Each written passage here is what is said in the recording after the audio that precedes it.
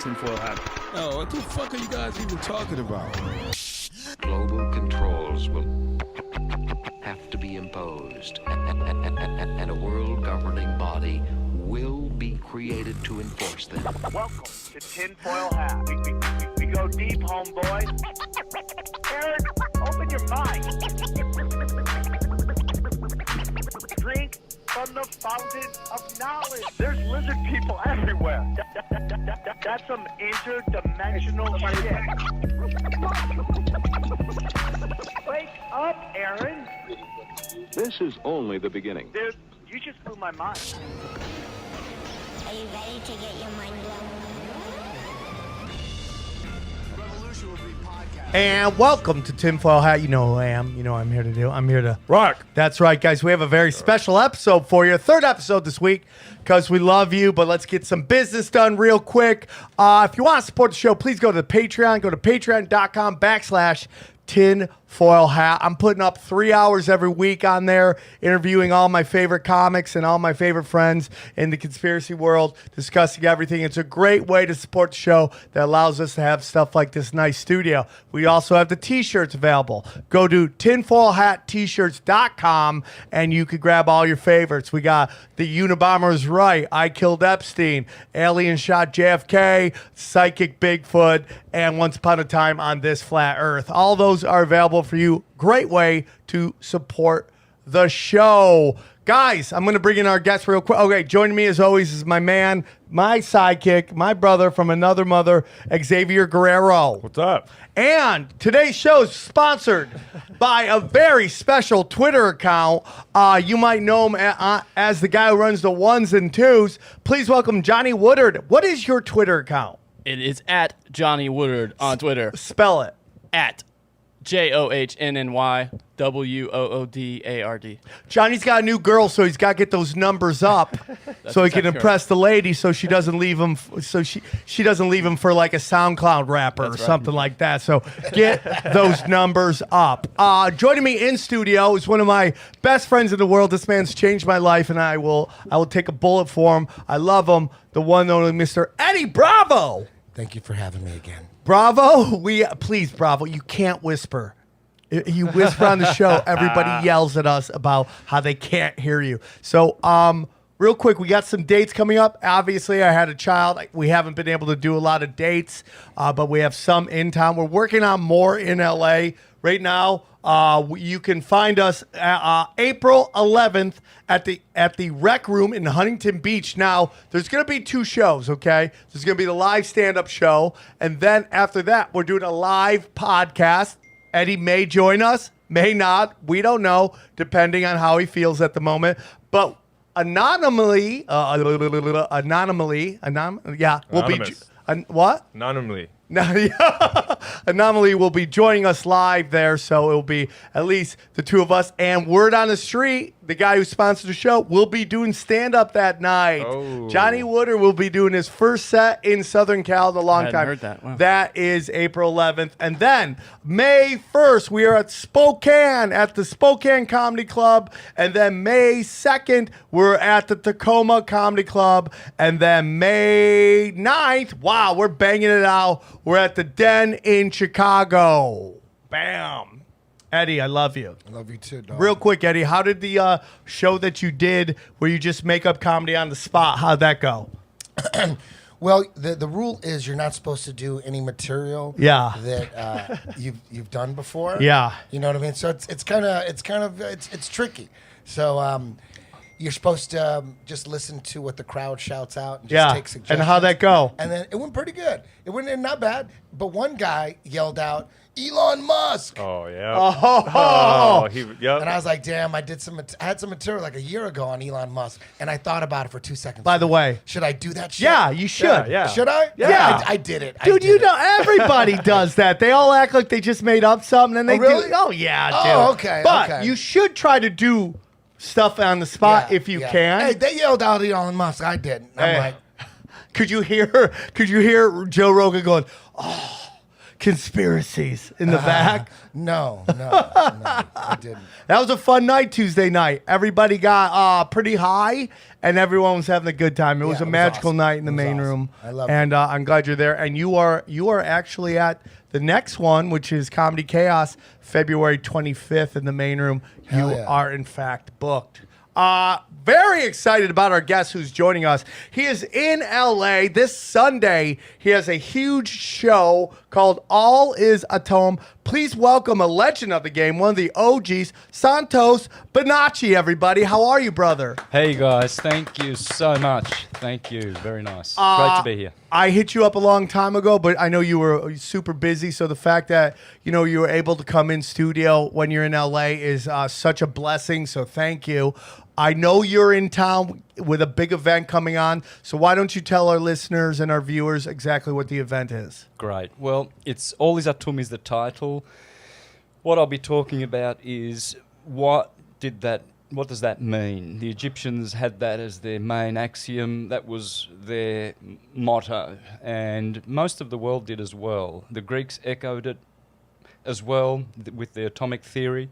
So everything is atomic. The problem is most people don't know what an atom is. And when you learn and know what an atom is, it is a trinity, a neutron, a proton, and an electron. You will find that trinity transfers into every other field of human knowledge. In religion, it's called the Father, the Son, and the Holy Spirit. Oh, my God.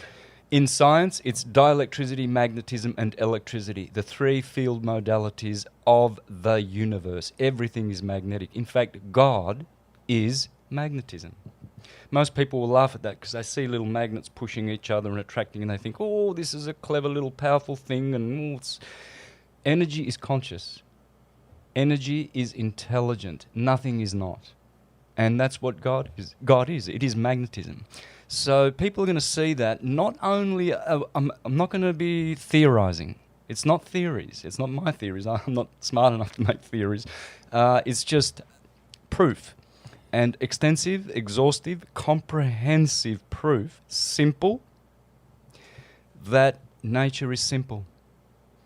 And we come from the field, the cosmos, the field, and the field is what most people call God.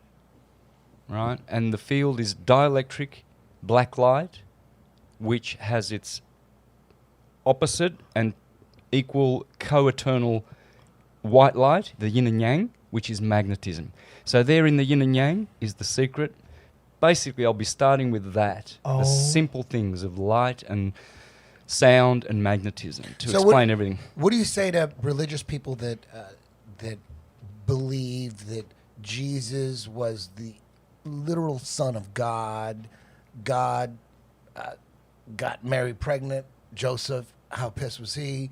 What do you? Who's more pissed than Joseph? Who buys that story, by the way? Okay. No, but what do you say? Because there's religious people that follow like it literally, and I don't know what. For me to say I know what God is, I don't know what God is. I believe Jesus was a person who was super knowledgeable, and then later the Catholic Church or whatever made him into a superstar rock star, and that's not really what he wanted to be, and they just did it just for whatever reason. What do you say to those people who believe that Jesus was actually the Son of God and God impregnated Mary? Joseph lost his mind. Who hated God more than Joseph? Anybody?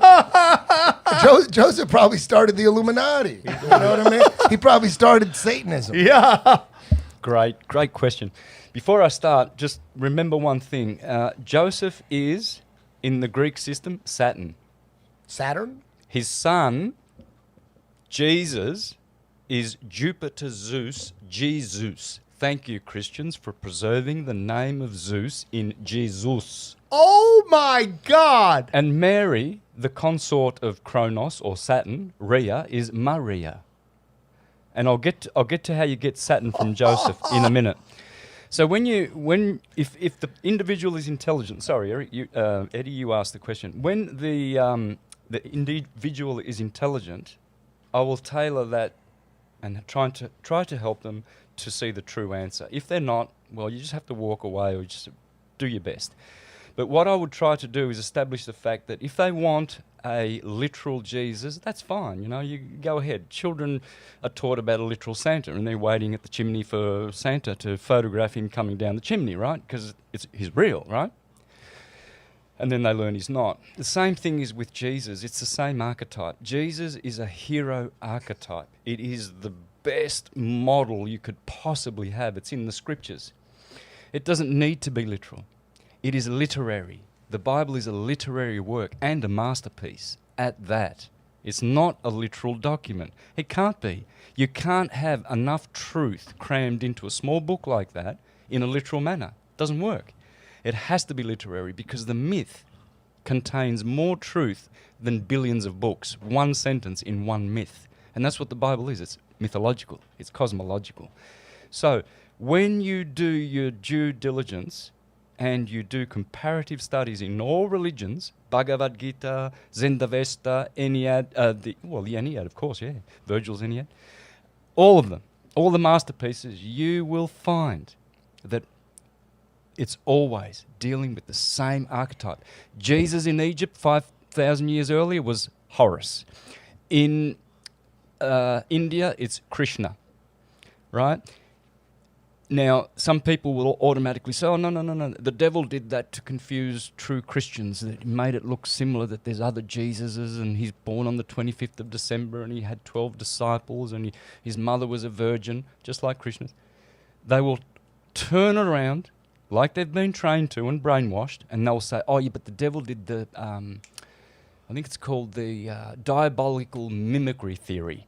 That's their way of saying, hey, of explaining why it looks like there was one universal religion once, which there was. It's called the perennial philosophy or the prisca theologia, which I teach, syncretism. Amen, dude. Yep. And then something happened. Some kind of trauma or an event which caused... I would explain it as we went from golden to silver to bronze to now the Iron Age, and we've lost all of that consciousness. So we look at the scriptures and we don't understand it. Yeah, they look like Jack and Jill stories. Yeah, right. Imagine going to a primitive in the Amazon and showing this computer. You know, he'll stone you to death because you've got this witchcraft. This computer's witchcraft. How can you put people in a little box, you know? So this is what we have. We have all these beautiful ancient texts which no one understands.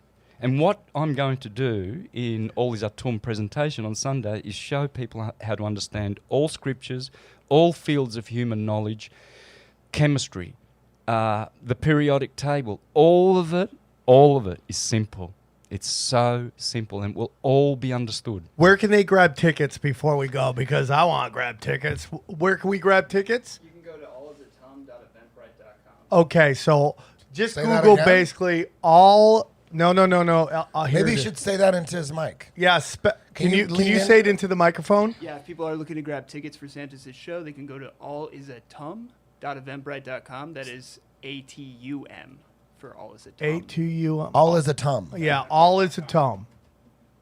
And that's Adam. And It is. Latin for You want to go... Beautiful. Atom. And then Eventbrite. Put Eventbrite in there so that they can find it. Go Eventbrite. So do you believe that Jesus Event. was never a person? Good question, Eddie. Look, There it I is. believe he wasn't. No, He wasn't. I don't. No. I believe he was only because the Jews they believe that Jesus was existed, but he wasn't a god, and Christians turned him into a god. Same thing with Muslims, right? They believe he existed, but he wasn't a god. He was just a person, right? Mm-hmm. So if he actually didn't exist, the Jews and the Muslims would say, dude, you guys are retarded. He never existed. There's no proof that he existed. But they're not into Jesus, but they admit that he existed. It's all as a power person. ranking. So that's why I think that, okay, maybe he did exist. Beautiful. Good question. That's a good angle, by the way, too. That makes you think. So we've got an Old Testament and a New Testament. In the Old Testament, he's a bad God, right? Kill the Canaanites, murder them, dash their children against the crag, kill the Amorites when you go into the Promised Land, the Jebusites, Canaanites. That's what turns everyone off to God, right there. The Right. Old Testament. They're like, no way is that a real God. That sounds like Satan. It right? is. Yeah. It is. It's Saturn. Yeah.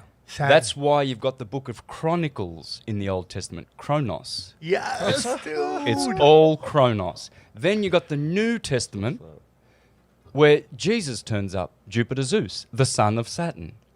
And he's a good guy. Well, in astrology, Jupiter is a benefactor, a great benefic.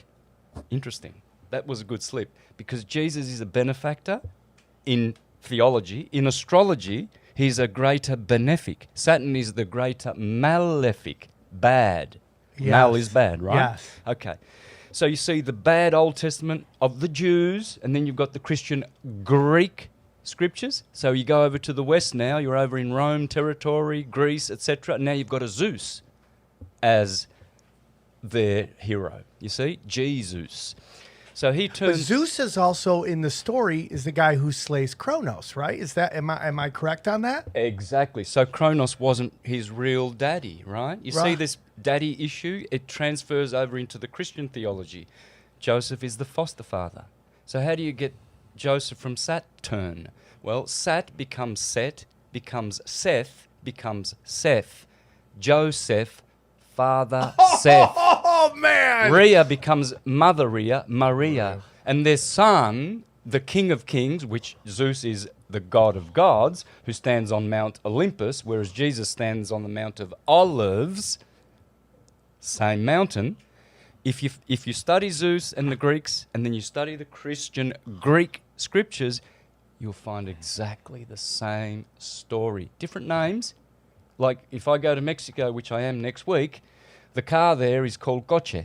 I can't use an English word. Where's the car? Get me the car. I have to say coche. But it's the same thing. It's Right. still a Mercedes-Benz or whatever brand it is. It's a car.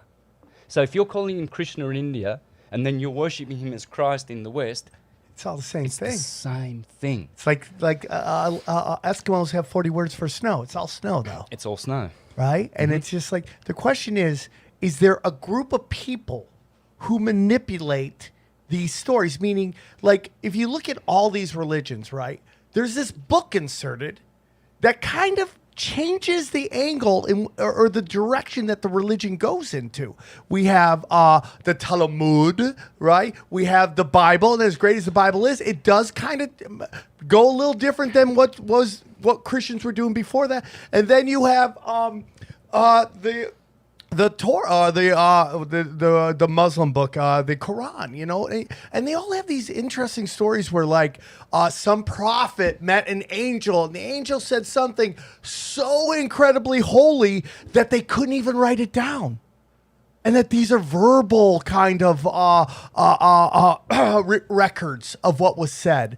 And it's like, that's a very interesting moment in which there could be a manipulation that changes. And these little verbal records all have a little something in it that helps the other religions get angry at that religion. And then that takes this one religion, divides it into many religions, and now everybody's fighting. Even though in a weird way, they're all worshiping the same religion, but there's little things that each one of them kind of hates, you know, about what the other one's doing. That's right. I was a Jehovah's Witness for 30 years. I remember condemning the Mormons, and because their Jesus is different to the Seventh-day Adventist one. One can drink coffee, one can have alcohol, others churches say no. So to answer your questions, yes, there is a group of people, and those groups are called churches. We need to run away from churches because they're corporatized. They all have their 501c3 registrations. Right. Yeah. Right. Which means they are subject not to God, as the Apostle Peter said. We worship God as ruler rather than men. We will do God's law, which means the law of magnetism, of nature, rather than man's positive law, which you find in books, which doesn't apply to human beings. It applies to the birth certificate citizenship name, which is a Vatican-owned vessel in commerce.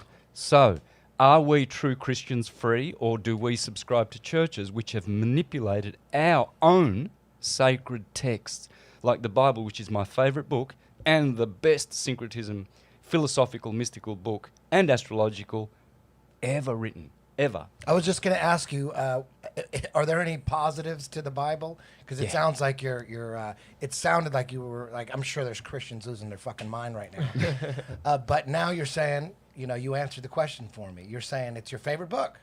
The books, the sacred books, are our illumination. If you know how to read, So there's a positive purpose for the book. So there's good stuff. The books are important. Absolutely. The Bible. Now? First of all, there's so many different versions of the Bible. How do you know which one is the one you should really spend time with? To me, it's like music. There's so many genres of music. I like rock and roll, I like blues, baroque, and I just listen to them all. They're all going to help you enjoy music.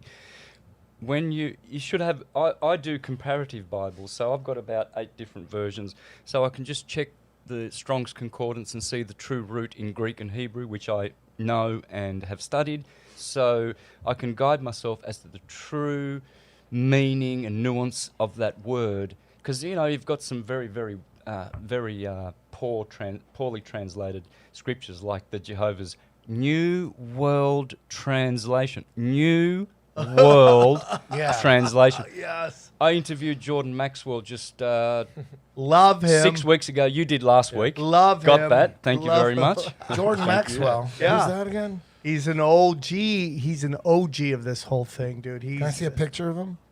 Jordan.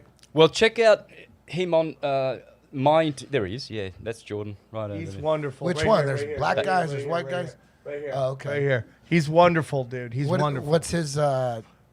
He was breaking down. He has talked about how the Vatican is probably the source of a lot of power. You were bringing up the birth certificates and stuff like that. Jesuits. He talks about how like the swastika is an old Indian sign of peace that you actually find in many very ancient synagogues. Yeah. And again, this comes back to kind of what I want to talk to you about, how what is up is really down.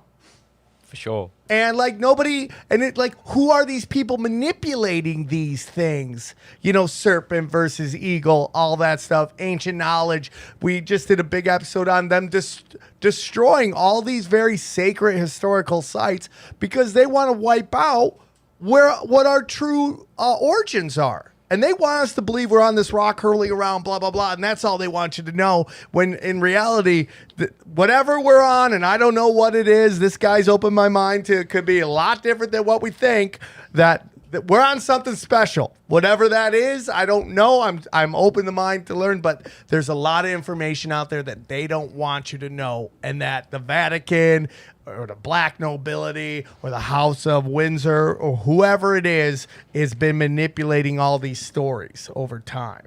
Beautiful. Do you think it's possible that there really was a person named Jesus? Of course. That, Yes, did all the, yes, I do. It's possible. Think about it. Are you from Latin America? I believe you are. Mexican. Mexican. Okay. Yeah. How many Jesuses are there? A lot of Jesus. Thousands of Jesus. Millions. Just Right. like Muhammad. There's a Thousands million of Muhammads. Zeus's. Mohammed is the most common name in the world. thing. Thank you Muhammad, very yeah. much. I know. There you go. My name's Santo in Italian. It's Saint. I call myself Santos because of my music career. I play Spanish instrumental guitar, flamenco, Latin jazz. I've done that all my life. So, but it's Santo. What is it? Saint. Yeah. Right. So we've got Jesus, we've got Muhammad, we've got Santo. These names, they are holy names. They have come down from holy places. And it gives you a holiness. Your parents name you that because they want you to be that. They want you to be a saint, Santo. They want you to be Jesus, a benefic, a charitable planet, Zeus, Jupiter, very benefic, good rays of light. Whereas Saturn's rays are cold and dry, very constrictive. Jupiter's are hot and moist. So to answer your question, Eddie, because I know this is a very important one before we go on, yes, there were. And there would have been someone that was a standout named Jesus, because the Essenes, think about it, the Essenes and the Therapeutai, they were there in the Middle East hundreds of years before the Romans tell us that Jesus incarnated, and they were worshipping a guy called Esa. Well, in Arabic, the Esa is Jesus, Jesus. So the Essenes were talking about Jesus and this character. The Nag Hammadi Gospels had him thousands of years in Egypt. everywhere you go, there's many gospels of Jesus, Yeshua, Jesus, Chesa, Esa, Yesa. It's the essence. It's the Yes. essence. It's I agree Jupiter, with the that. essence of Jupiter. So sure, someone was going to eventually turn up that's called Jesus, stand out, does all the things that are in the books, and gets a title, gets worthiness. You see And then gurus gets today. Like the crucifixion, do you think that really happened? That Yes. event, that day? It's happening everywhere in Freemasonry. You've got to go through the 33 degrees of the ordeals, and in the end they put you on a cross, and they make you go through these ordeals to get crucified and to become Christianed. Really? Enlightened. They do it all the time. They play out all the biblical ancient Egyptian. What Jesus did is just like a storyboard, like Hollywood does for a movie, which they do in Freemasonry today. There's tribes in South America that still do it. Yeah. They'll sit there for the whole day and they're tied up and they get a nail that goes in their arm and their leg and they'll sit there for in front of the sun and it's just part of like becoming a man type of thing. What? Yeah. The ordeals. Yeah. It's unbelievable. Yeah, dude. the crucifixion. We Yep. all have to do it. Think about it. Your body, when you stand erect with your arms outstretched, it's a cross. Yeah. You have an anatomy. All is a tomb. Yeah. You're made of atoms. Yeah. So you are entombed. You are light entombed in your anatomy. From the womb to the tomb, said Plato. Oh, yeah. Right. So, and that's why a tomb looks like the womb. You go to the cemetery, you see wombs. Yeah. Because that's where they've gone back to the tomb. Oh. And it's all atom. That's what I'm going to be teaching. It's so simple. Everything is atomic. Everything. So going back to that group you're talking about, churches, they are the ones who are interfering with our scriptures and interpreting them and blinding people and confusing them. Back to Jordan Maxwell, I didn't finish that. He was a Jehovah's Witness too. So if you go to my 2-hour interview with him, you will learn a lot about one group called the Jehovah's Witnesses and how they are controlled by who? The Rockefellers and the Rothschilds, the Vatican Jesuits, primary money or managing families. The Rothschilds have been managing the Vatican's finances since 1829. Yeah. They are the ones who are screwing with our Bibles. They are the ones. Jordan Maxwell revealed that when he was living in LA, the witnesses would have conventions here, and he was in the group of the inner circle. He would go to their functions, etc.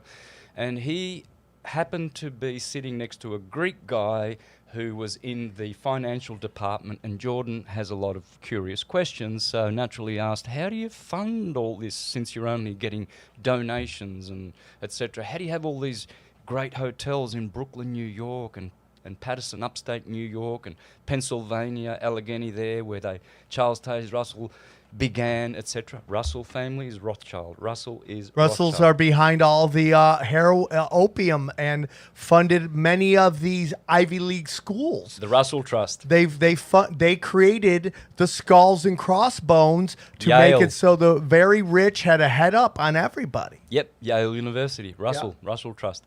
So the Greek guy in the finance department said, well, it's easy. We have open checkbooks from Chase Manhattan and JP Morgan. And whatever we need a hotel room to further our publishing work, write out a check. Who owns Chase Manhattan? The Jesuits. They control all the money. The Vatican black nobility families. You know? Oh, man. Now we're getting to what I've been wanting to talk about forever. Mm-hmm. It's unbelievable how hard it is to find information on the black nobility. I've said this before. It is so secret, the black nobility, that there's never been a rap group or hip hop label called the black nobility. You would think that'd be the first name out the gate. Nobody knows about these people. Nobody can barely even say who they are, what their names are. It's unbelievable, the secretiveness behind this group of people who are really a giant power structure, top of the power structure of this whatever we live on. Yeah. These families began more or less in Venice. Venice is Venetian comes from Phoenician. Yeah. Right. So the Hebrew language is the Phoenician language. So what happened was the Phoenicians were great in trade. and law writing. So they were the first ones to write maritime and admiralty law and commerce. And of course, they were all around the world. They went to England in the tin mines, thousands What of is years. maritime law? I hate to interrupt your groove, but we've heard this a Water. lot. The law of the oceans, not the law of the land, common law. There's two laws. One is the law of the land where you stand on, your nation, its laws, its customs. You follow those. Maritime law is the law of the oceans where vessels go upon it. Then the law in those vessels is admiralty laws because you've got an admiral in the ship and he's floating the ship. So all the people on the ship, they are now in admiralty law, which is under admiralty law, which is from the Vatican. Because the Venetians, who put themselves on an island in water, are the owners of this system. And what they've done is they've put you on there because you've got a citizenship. They've put you on there, you. We've all got a birth certificate, right? With the all caps name. Now you have a citizenship, you are on the ship. You're doing commerce, and they are doing commerce with your name. Your birth certificate is a bond. You are a billionaire. If you check in the website called, there is a website where you can check your stocks. If you put your birth certificate number in, I've checked mine, billions of dollars. You're worth billions? On the stock exchange, yes. Yes. That's why when the cops get you, they want to fine you, they want and take you to court, they want your all caps name, especially your surname, not your Christian name. That's yours. Remember, Jesus said, in my name you shall be saved only. In other words, not the surname. You didn't copyright it. The Vatican did. It's Crown, Kronos, copyrighted. All these people who work for the Crown, man. they are working for Satan. Kronos. Crown. Kronos. He's the one with the crown. He's the one with the rings. As Virgil said, only Saturn has the crown. Saturn is the crowned one, the coronado. Oh my God. So they work for the crown, they work for Cronus, they work for Satan. The bar, the Jesuits, the Freemasons, it's all What is big Satan? group. Saturn. What is that? Is that like an entity? Is it a person, or is it just It's just a belief system. It's right? all Metaphor. evil entities who do the will of Satan. Is It's Satan, not one entity. No, demons are entities. Yeah. And what's Satan though? Is Satan the opposite of? Is there an opposite of Satan? That would be God, right? Yes, it would be. It would be Jupiter, because in the world, in our cosmos, there are 7 planets which make all these frequencies happen to coagulate and coalesce and make tables, what's solid, liquid, gas, and plasma. The 7 planets, Moon, Mercury, Venus, Sun, Mars, Jupiter, and Saturn, those 7, which are aligned with your 7 chakras, and that's how you have a body, a subtle body, because you have 7 chakras. They are discs. Chakra means disc in Sanskrit, of energy, of light. So you have 7 in you. The color of the rainbow is in you. The bottom one's red, the top one's blue. Red shift, blue shift. Red, blue, Democrat, Republican, red, blue. Red pill, blue pill. Roses, red, violets are blue. Red siren, blue siren. Red tap, blue tap. Because those colors, so your torso is a torus field. You have an aura going around you. It goes in your perineum, in your fontanelle, and out your perineum at the red shift. In here, blue shift. Violet, indigo, blue chakra. So your torso knows about red shift, blue shift. How do we know that those colors are real? Like, is there like some kind of infrared goggles we could look? Wouldn't that be cool if we could put on some goggles and see all the chakras? Wouldn't that be amazing? Yes. How do we know that? What's the proof that they're? You always. I mean, I go to yoga. I see. You know, when I go to the bathroom, they got a chakra chart. Big ass one. I'm taking the league. I'm always looking at that. I'm like trying to remember that shit. Yellow, green, red. Like, how do we know that's real? Because of the frequency. And they tell you the red chakra has 4 petals in Hindu. They say 4 petals. The orange one above has 6. The yellow one has 10. The green heart chakra has 12. This one has 16. The third eye has 96. Top one indigo, a violet, has 1,000. When you add all the 6 bottom ones, you come to 144. Thank you, Bible, Revelation 14. When you multiply with the 1,000-petaled lotus on the top, the crown, Kronos chakra, then you get 144,000, the magical number. It's in you. It's in your chakras. So why has the bottom one got 4 petals, and which is red, and why has the blue chakra got 16 petals? Because they're telling you it has a higher frequency. And if you get a blue laser as opposed to a red laser, which one is going to burn you more? Which one's more powerful, red or blue? Blue. Yeah, because it has a Star higher Wars, capacity. blue lasers are good. Red is bad. Yeah. There was a speed metal band in the 80s called Agent Steel. And they had a song that went 144 with the opening of the door. I don't know, 144. I never knew what the fuck that meant, but now I do.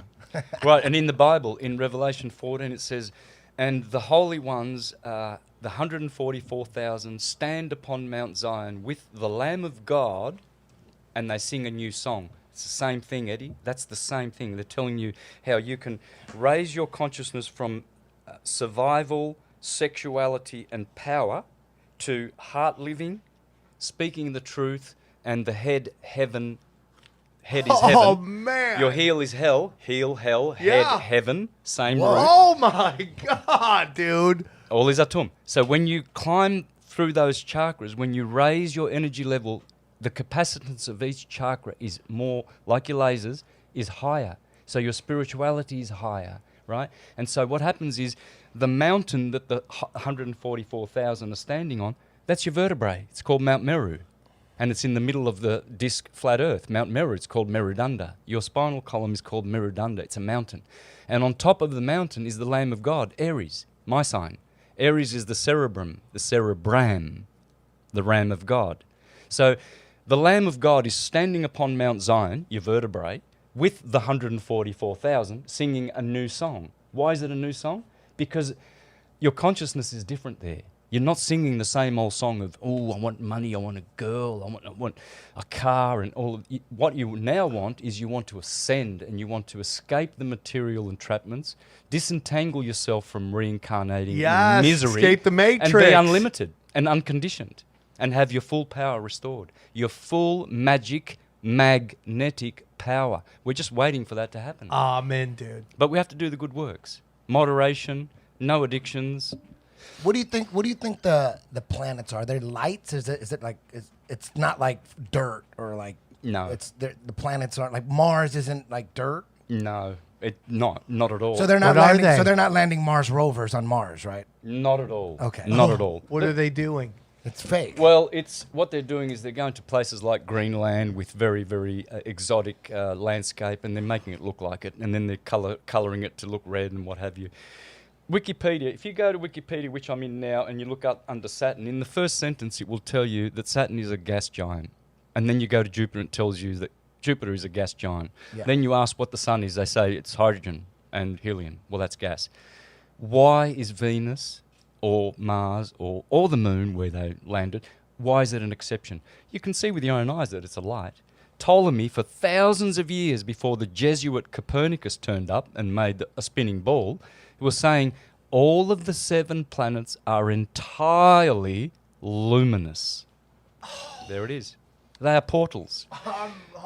They are holes in the sky. The great Italian genius Pierluigi Gina, who was a colleague of Marconi, the inventor of the radio, thank you very much, these two geniuses, he studied the sun and energy, and he's a stationary earther. He's insisted, up until the day he died, 2004, you see him on YouTube, little Italian man saying, La terra è ferma. He says, me and Marconi discovered that the earth is stationary. It doesn't move. And then he takes you into his laboratory and shows you with strobe lights how you can prove quite easily that the earth does not move. Well, here we go. Well, We're in it. he said the stars are holes in the sky. So that got me thinking. The Greeks said that the stars are like nailed onto the firmament. The Babylonians says that the stars are glued onto like an aerogel sort of floating in space chandelier type thing where all the stars and the 7 planets are going around on the ecliptic. And they said that's like a chandelier and they're pinned to it. They're holes in the sky. They are holy holes. Hallowed. That's why the word holy, you look at the word holy, you can be a hole or you can be whole. That's what holy means, to be whole, to be sane. Sano in Latin means to be whole. Insane means to be not whole. You're not whole. So someone you say, oh, he's insane, means he's not complete. So a hole in the sky, see, we come from the stars, right? Our young children, they're in us. We're all stars, all right? Young children we call youngsters. Our sisters we call spinsters. Good people we call masters. Bad people we call fraudsters, gangsters and mobsters. Religious people, ministers and pastors. Stars. Cool people in Hollywood we call rock stars, movie stars, superstars. Stars. Stars and stars. Imposters. Disasters. But we're all stars. You see? So we know, and what are our, where do we come from? Our ancestors. Well, a star is a star. So we know we come from, and we're stardust, and we're going back to the stars, but they are lights in the firmament, and they are actually holes, which are portals, wormholes. You see? The sun is the main wormhole. Early Christians, the true ones, the Gnostics, before the Roman BS story, they were called helionostics. Can anyone explain what that word means? Helionostic. Center. Someone who doesn't believe in the sun? No, not heliocentric. Helionostic. Gnostic means to know, like a Gnostic Christian. Gnosticism. Knows about the sky? Yeah, they knew about the sun. A helionostic, helios is the sun, right? Yeah. Early Christians were called helionostics because they knew, like the Egyptians who would wake up watching the sun and putting their palms up to the sun in the morning and sun gazing barefoot like this with their palms. Palm is an anagram for lamp, right? So you try putting your palms up to the sun and you will feel what's going on. You see these healers? You're telling me healers, that we're supposed to stare at the sun? I do it every day. And what do they tell you? Don't stare at the sun. It's like what is up is really down. Because it makes people dumb. The sun is the primary intellect of the universe. It is the primary vital source of every atom that exists. Without the sun, no atom would dance anywhere in the universe, in this solar system. So doesn't it make you blind, though? Doesn't it hurt your eyes? Hasn't made me blind. I can see you guys perfectly. How I've been long doing do you it for stare 10 at years. As long as I want. Any time of the day. Bang. Like the first time you tried it, you could do it? You don't No, practice, not no the first practicing? time. At the You have to first get time, used to it? Make sure it's low in the sky. There's a guy on YouTube called Hira Ratan Manik. He's a Hindu guy Here, who look it up. does that. Hero, look at try. Look And at he hero. teaches, watch the sun when it's low in the sky, rising is best, or setting, and then the UV factors index is very low, so you won't hurt your eyes. Start with 10 seconds, and then build up 10 seconds every day. I'm on to as long as I want to. In the middle of the day, you could just look right at the sun. Easy. So you gotta work up to it. You have to work up to it. And then what are the benefits again? Consciousness. Once you make a loop with the sun, because it's a conscious being, it's Michael the archangel, it's God. The sun is God. It is our magnetic God. Magnetism is best. Doesn't science say that it's like a nuclear explosions, like it's like Well, fission? Walter Russell debunked that 70, 80 years ago. Walter Russell is. I'm going to be doing most of his work on Sunday. I'm going to be speaking from his mind because he knew what the atom was. He wrote a book. How did mainstream the mainstream science of the sun get debunked? Explain that a little bit. Like, because if you look at any science book, it says that it's like nuclear bombs going off or something, right? Check out a guy called Eric Dollard on YouTube. He's a great scientist. I think he was here in California till the government destroyed his 20th laboratory, and he is one of the best magnetricians. If you want to know about magnetism, Ken Wheeler, Eric Dollard, he talks about the sun. He says the sun's cold, the only arcing, it's empty, it's a black. When you see sunspots in the sun, which I can see just by sun gazing, I see sunspots, black holes, it's because the sun is empty. It's a portal. The moon is empty. You can see on the new moon, you can see a ring, and there's black, and you can see it's a hole. Clearly, it's a hole. You go through it. Oh, you're telling me there's no moon there? There is. There is. It's because not it's not a solid object. Is that what is that? I mean, not solid as we know solid. It's a more attenuated transcendental material. Atoms can act differently when they're in a different dimension. It's transcendental. amazing. What you are seeing there is the dance of the gods, the moon, the sun. These are gods. They are gods. They are archangels. The Jews, they'll tell you in Kabbalah, they'll tell you the moon is Raphael, Mercury is Gabriel, etc. The sun is Michael. They say the sun is 93 million miles away. How far do you think it really is? About Or 60 to 100 miles. 60 to 100 miles away.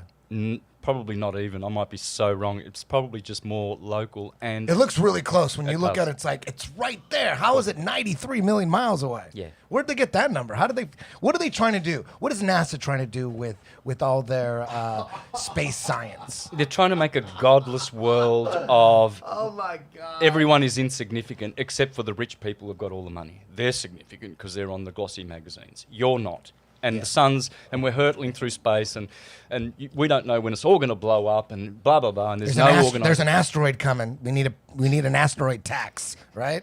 Yeah, exactly. Give us some money, we'll stop it. We've got the technology. Yeah. Right? So Yeah. they're saying there's aliens. So if there's other aliens, we're insignificant. Are there aliens? Well, it depends what you call alien. In Bhagavad Gita, they tell you that the demonic entities that have been under the earth, there are 7 more planets that are discs. What? Yeah. So dimensions. In the fifth 7 flat worlds. pretty much. Yes, 7 Like levels. a book. So Like that's paper. where hollow theory and flat Earth Yes, collide. exactly. Or no, syncretize. Yeah. I've syncretized it in all my countless flat Earth videos that I've been making since 2015. I was one of the first ones that jumped on the flat Earth. And when you went to Google and put flat Earth in, guess who was #1 for 2 years in a row between 2016 and 2006? More than Eric Yours Dubé? truly. My yeah, man. me. Yeah, for sure. My man. Because I was putting out so many presentations because I'm coming from the Jewish tradition. I'm coming from the Bhagavad Gita. I'm showing how the Bible proves it with great etymological proofs. And no one else is doing that. Eric Dubé is not doing that. He's doing science straight. And all these other guys, they're just doing their, which is good.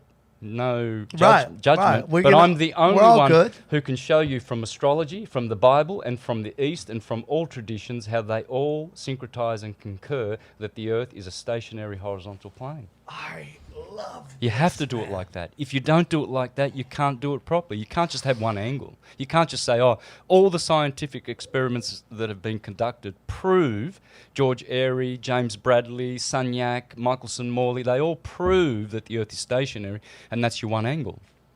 You can't just have one angle. See, I do that and all the other angles. You have to do that. It's got to love be it, comprehensive for people to then embrace the truth. So we are living. Is this a dimension, or is it solidified? Is it like what? Are we living in an energy force that has multiple layers? There's a whole thing with Anunnaki. Your thoughts on Anunnaki? Well, you know the Kabbalistic tree, right? There it is there, the 10 Sephiroth, your 10 fingers. There's Kether. Where's the camera there? They're all over. There you go. And there's Malkuth, the earth. Now, that's Kether, which is ether. That's earth, which is solid, and that's where we live, in Malkuth. Okay. Right? Then you've got all the elements. There's 5 elements, right? Ether, that's why you do thumbs up. Good on you, man. Because that's ether. Yeah. Ether, fire, plasma. Air, gas. Water, liquid. I'm going from the platonic solids to what science calls them now. And earth, solid. So is it a dimension? Yes, it is. But it's all these things. It's all of the Kabbalistic tree, from Kether to earth, which is ether to earther, same word. So if you're asking, what's the earth? Well, it's just ether in a gross, more solidified form. So however you look here and whatever you do, you are the same in your etheric body, which is wrapped around you in an aura. Okay? So, for instance, if you get your arm amputated because it's so painful and it's got, whatever, some disease, years later you can still be feeling the pain from it, right? Yeah. Why? Why is that? Because the magnetic ether is still there. Your etheric hand is still there. You can't amputate that. And the pain is in it. Because if you've got pain here in your mind and physical body, psychosomatic, physical and psychological, then it must be in the ether as well. Because everything departs from there. Where we go wrong is we've followed materialist scientists like Newton, Aristotle and Einstein. They are materialists, not Plato, who was transcendentalists.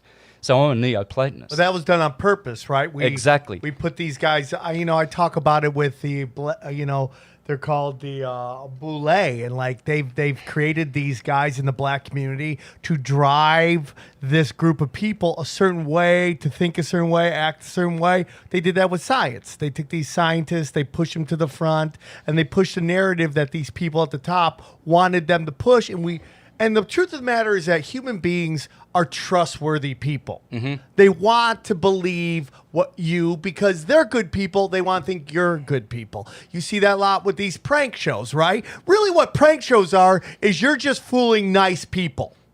That's right.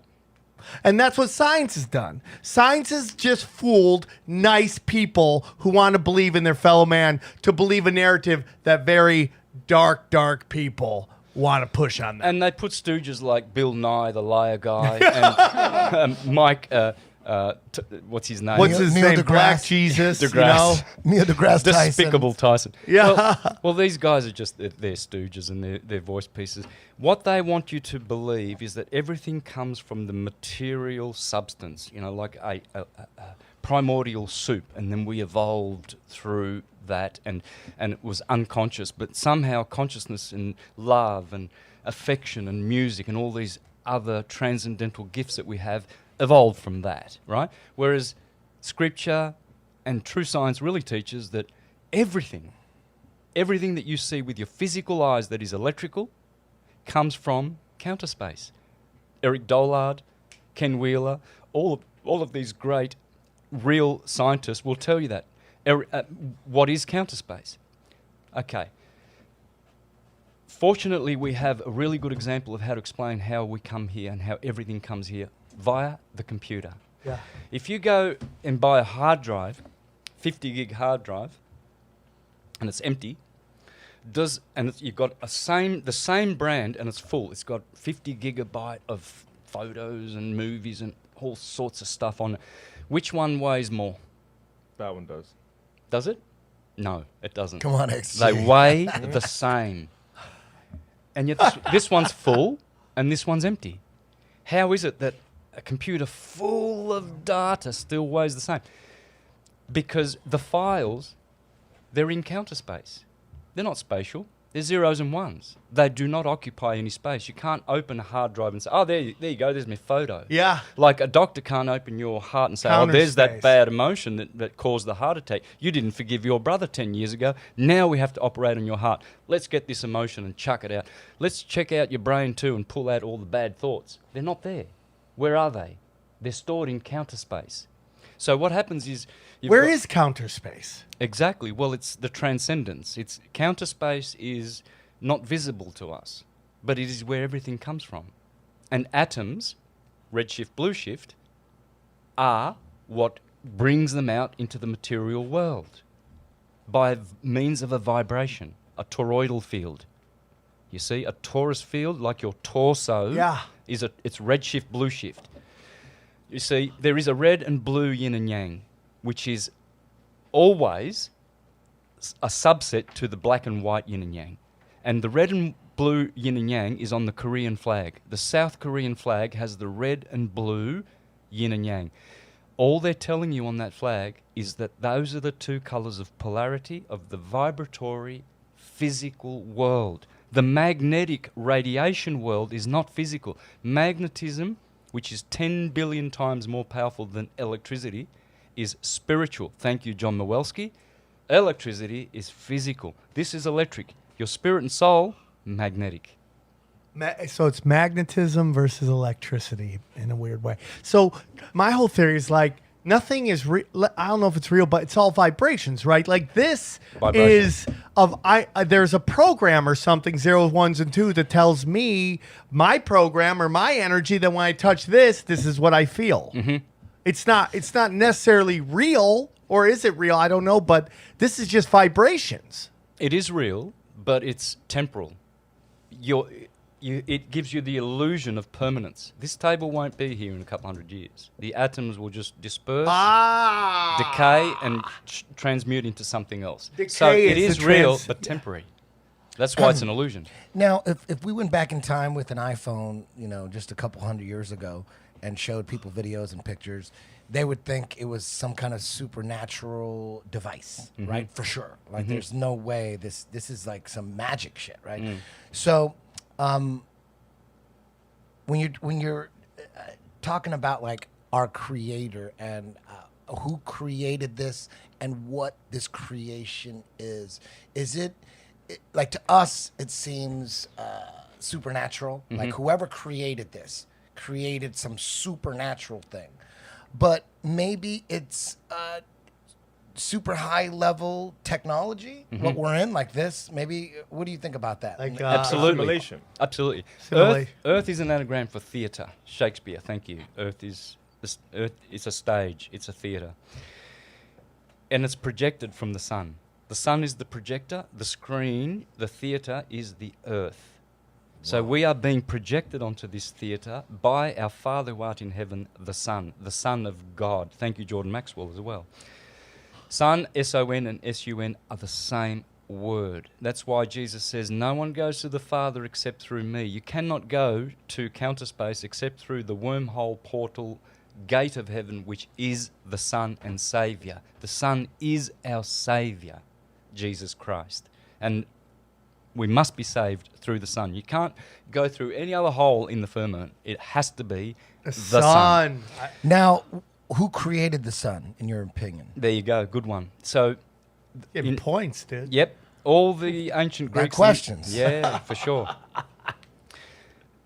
The sun is created. There's three suns, by the way. Like, there's three of you: spirit, soul, and body. Okay? There has to be. It can't work any other way. Otherwise, you wouldn't be animated. You The can't- spirit and the soul are different? Absolutely, they're different. What's the difference? They are between- one, but they are different. And as magnetism and electricity are one but different, you have to understand this. It's like fire has always got light and heat to it. But heat is different to fire. I can get heat without a fire. But fire is never separate from heat. So fire is one, heat is another, but they are one. And light, which comes from fire, is also different, but they're all one. It's a trinity. Yeah. Fire is a trinity. Water, the same. You get ice, you get water flowing, and you get gas. Well, there you go. Water is three states, so it's a trinity. Everything's a trinity, right? So who created the sun? Well, the Mithraics and the Zoroastrians, they taught that there are three suns. The one you see is the physical, and it makes the physical world. It's mental. Physical. Then the one behind the sun, they say the sun behind the sun, is the soul of the sun. Soul, S-O-U-L, is the same as soul, solar. Yeah. Sol Invictus, it was called. The invincible sun, Sol Invictus. It's the soul of the universe. The spirit of the universe is the highest Godhead, the monad, the highest part of the Godhead. Okay? So, like a computer, the spirit is the file, because it is spiritual. You can't touch it. You can't touch those zeros and ones. They're in counter space. They're in crystals.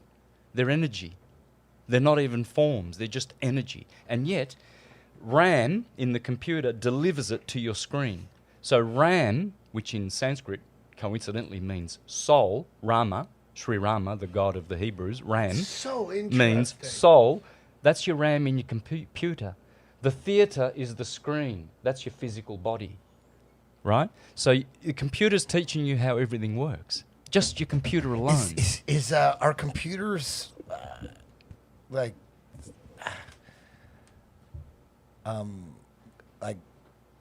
sacred? I mean, how do they control? How do they organize and store video that you can't see, that's not in there, but it delivers it to your screen? That's kind of magic, isn't it? Yeah. It is magic. It is sacred. You hit it on the head. It is. This is amazing technology. They've had it all along because they know crystal. They don't want to explain it, do they? They don't really want No. to. Because no one knows how it works. No one knows how this goddamn iPhone works. It's magical. This is magic. I'm getting video from Australia. Instantly. Streaming? Instantly. That's magic. It's magic. And you know why? Because it's magnetism. M-A-G, magic is M-A-G, magnetism. And mag in Sanskrit means to move. Thank you very much.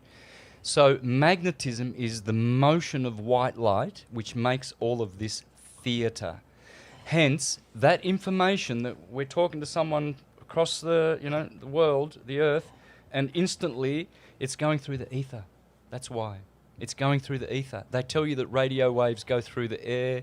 They tell you that some other waves go through the water and everything. What about the ether? Einstein destroyed the ether, whereas guys like Tesla, Eric Dollard now, Ken Wheeler, they're bringing back the ether. Thank you very much. When they did the interferometer experiment, Sagnac and Michelson-Morley, to see if the Earth is moving, what they did was they made this big table that turns, and they had light projecting from this angle, contrary to the supposed motion of the Earth, and then one's going in this way, which is going with the flow of the Earth.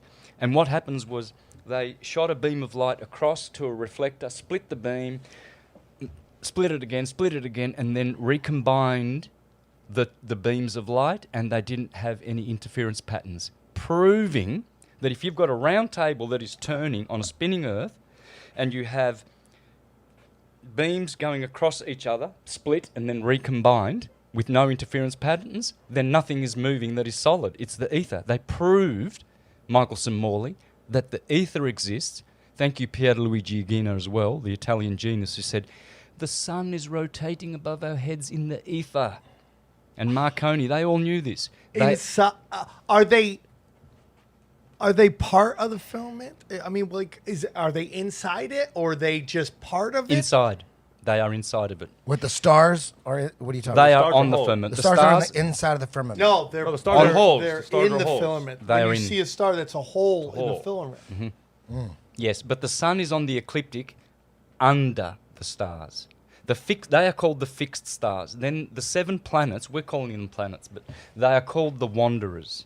The Greeks called them the 7 wanderers, okay? Because they also look just like the stars, but they keep moving, whereas, Taurus and Aries, their positions never move, and yet Jupiter's going through them every year, and Mercury and the Sun, they're going through them on the ecliptic. Well, those 7 planets, according to the Jewish system, like the Russian dolls, like an onion, layers within layers, we on the Earth, we are one layer. Then the Moon's layer, the Moon is the first portal. She's the first wormhole. She has the first sphere above our heads. I believe that's what they call the ionosphere, the troposphere, and all these spheres, and then they call them belts. Kuiper belt, asteroid belt, Van Allen belt, sphere, belt, There's sphere. all the belts, man. Astro Toroidal- belt, Van Allen belt. Those are just... The planetary spheres. Oh, They are belts. man. They are Johnny's mind is blown. Look at him. I knew that. That's what those... So, do you think Nikola Tesla figured out, or did he know that we were on some flat, motionless plane? Oh, absolutely. Absolutely. How do we know that he figured that out? There was a quote from him that said that we're living in a realm. Yeah, That is I it is a heard realm. I'm not sure Realm whether is it's... a dimension, realm. How come there? He died like in 47 or something, right? How come there isn't any video of him giving speeches or talking or interviews? Exactly. Why? They wiped them? I don't know.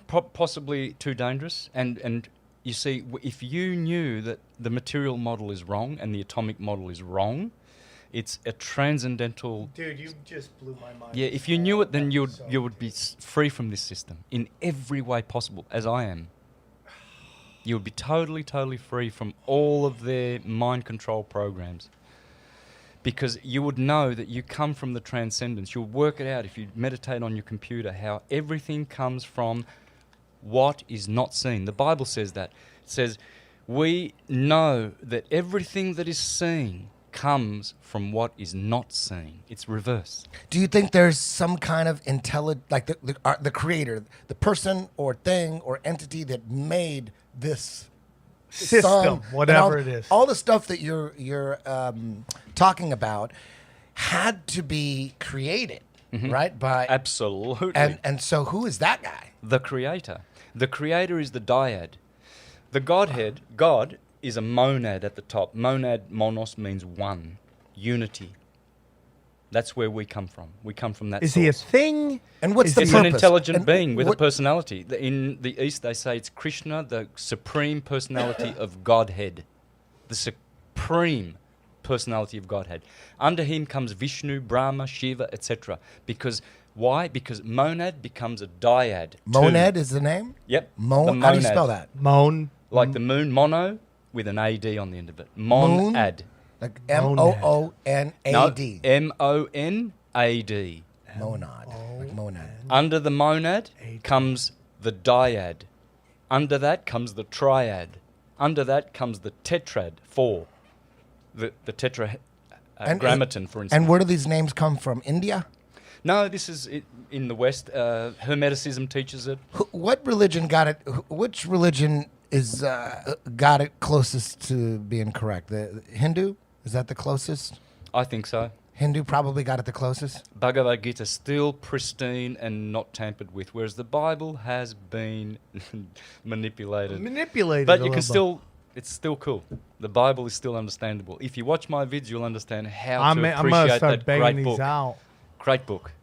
It's so much information. Book of you've given Enoch? us. What do you know about that? well, again, that's Moses. Enoch is Hermes, is Mercury, the planet, is Buddha, is Nebo, Nebuchadnezzar. All of those words, that's Mercury. Hermes, the book of Hermes. See, Moses has 2 tablets. The book of Enoch is 2 tablets. Hermes has his 2 green tablets.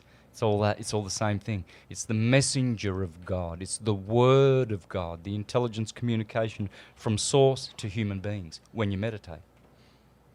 When you meditate, you go into the magnetic field where you are one and still, and all of that information comes to you. That's how the gurus got it.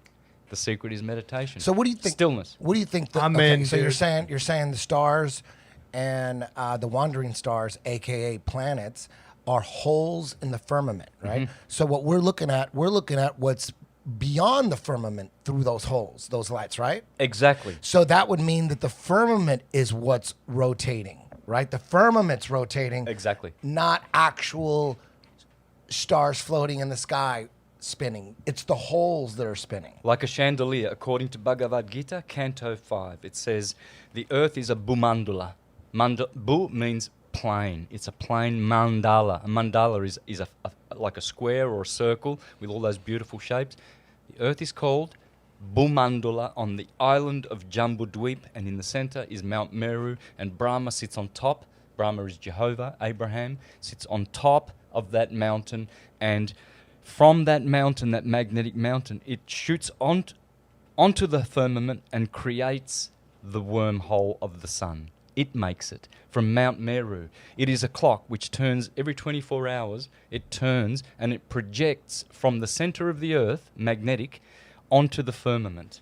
But So the sun's coming from the center of the earth, coming from the North Pole, basically. it is. And now, how is Polaris, which is coincidentally right above the North Pole, and that's the only fixed star, doesn't move? What is the relationship between Polaris and the North Pole? Polaris in acupuncture is right here at the top of your head. When I was doing acupuncture, I learned that there are 12 meridians in your body, and Polaris is sitting right on top of your head. This is the dome. Unbelievable. The firmament is here. This is the vault of heaven, head, because all of the spiritual intelligence stuff happens here. There is another dome, your abdomen. That's another dome. So there's a dome, and then there's a vault of heaven above that. And that's where the true sun is, where the light is coming through those holes. So the sun has not got it. It is original magnetic source light, but from another source. It's a transmitter. Thank you, Eric Dollard. Who says that the sun is a transmitter of primary energy to secondary energy. Well, I've just explained that theologically. From the monad to the dyad, because the sun is the creator of this world. Walter Russell said that. He said, every little atom that exists and dances on this, whatever we see, comes from the sun. Everything. The sun is the creator, not the prime creator, like a carpenter. He gets bricks and wood and makes a house. He can't say he made the bricks and the wood, but he can say that he created and built the house. But he's not the creator. He created the house. He's a builder. So the builder is the sun, but the true prime creator is the original light in the dome of heaven, Monad. above the abdomen where we live. We live in the heart of the God system, because heart is an anagram for earth. Heart and earth. This is where we live. We live in the heart of God. Thank you, Neoplatonists. Yes, I've heard that. We live in this giant being, right? On a horizontal vertical plane, because your heart is radiating horizontally. When people meet you and they've got a radiating heart, it's radiating horizontally. That's what it's doing. It's radiating in every direction, but it is a plane horizontally. And then you have a vertical ecliptic going through you as well. And all the zodiac signs go through your body. Aries is the cerebrum, Taurus is the cerebellum, the motor nerves. Aries are the sensory nerves, brain. God. So that's why the Taurus is strong, right? They're strong, right? So it's because it's the motor nerves. They own that system. Gemini, the twins. There's your twins. Twin lungs. Cancer is the chest. Leo is the heart, the lion heart. Virgo is the belly. Libra, the scales are the two kidneys, yin and yang. Scorpio is the generative system, ovaries and testes. Hell yeah. Sagittarius is the hips. Hippo means horse. Hips. There you go. Everybody's walking on their Sagittarius hippos. Capricorn's the knees. Aquarius is the shins. And the 2 feet are the 2 fish of Pisces. Your body is Adam Kadmon.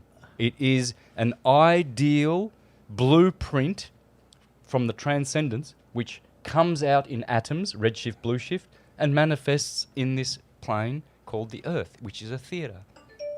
Unbelievable. Mm-hmm. It's so simple. It really is simple. It's they don't simple, want you but to know so this. deep. Because then you would know that when your body, which gets old and decays because it's a vibratory body, it's not a radiation body. Well, it is radiation as well, but because your body mainly vibrates and is made of atoms, it must decay and must die. They want you to believe that that's it. That was your chance, man. You only get one chance in the ring, dude. Now you've done it. You've blown your chance. No, we are immortal. We have 2 lives, an immortal one and a repeatedly mortal one. Gods are mortal men. Rather the other way around. Gods are immortal men, and men are mortal gods. Is life kind of like a movie where Mortal gods. We are mortal gods. is life kind of like a movie where everybody knows you go see a movie with one of your friends. If your friend already saw the movie, he knows. Everybody knows. It's a universal law. Do not spoil the goddamn movie. Don't tell me what happens at the end. Everybody knows that. Like, you want to go through the journey, right? It's not the destination, it's the journey, right? Mm-hmm. So maybe, sometimes you wonder, like, why can't I just be born and know where I came from and know what God really is and know what this really is? Do we first of all, do we choose to be born? And do we choose to be born not knowing anything? Because that's what life's about, is trying to figure it out. Like, if we were born knowing everything, would that be bad for this life? It could be. Because when you come in, you sign a contract. Not physically. You think we choose to be born? Like, we're in this other dimension or whatever it is, and we tell whoever's in charge, like, hey, it's time, I want to go back down and do it again. Yes. Yes. You believe There's that? 2 ways. Okay. According to the Hermetica, there are 2 ways of getting down here. You are forced to help others and to learn lessons, or you chose to because you see the plight of man. What is the purpose of learning lessons and becoming enlightened? What is the purpose of life? Because it helps in the heaven world. Like It's you can't hang out up there unless you learn some lessons, and then you're ready to live in this eternal heaven? Like, what's the why? Experience makes one greater and better. Why is that better in heaven, to be greater and better? Aren't you just, everyone's just great in heaven? Sure, it's like you're sitting in your mansion and you've got a beautiful swimming pool and you're swimming in and you love it. It's great. It's a great modality and a way to enjoy yourself. But don't you enjoy yourself more when you've got your best friends over and you're having a party? And it's like, whoa, I can share it. Yeah. I'm sharing it. It's better So when I'm sharing. even in whatever heaven is, there's levels of There's VIP happiness? rooms. Yes, there super is. There are. Yeah.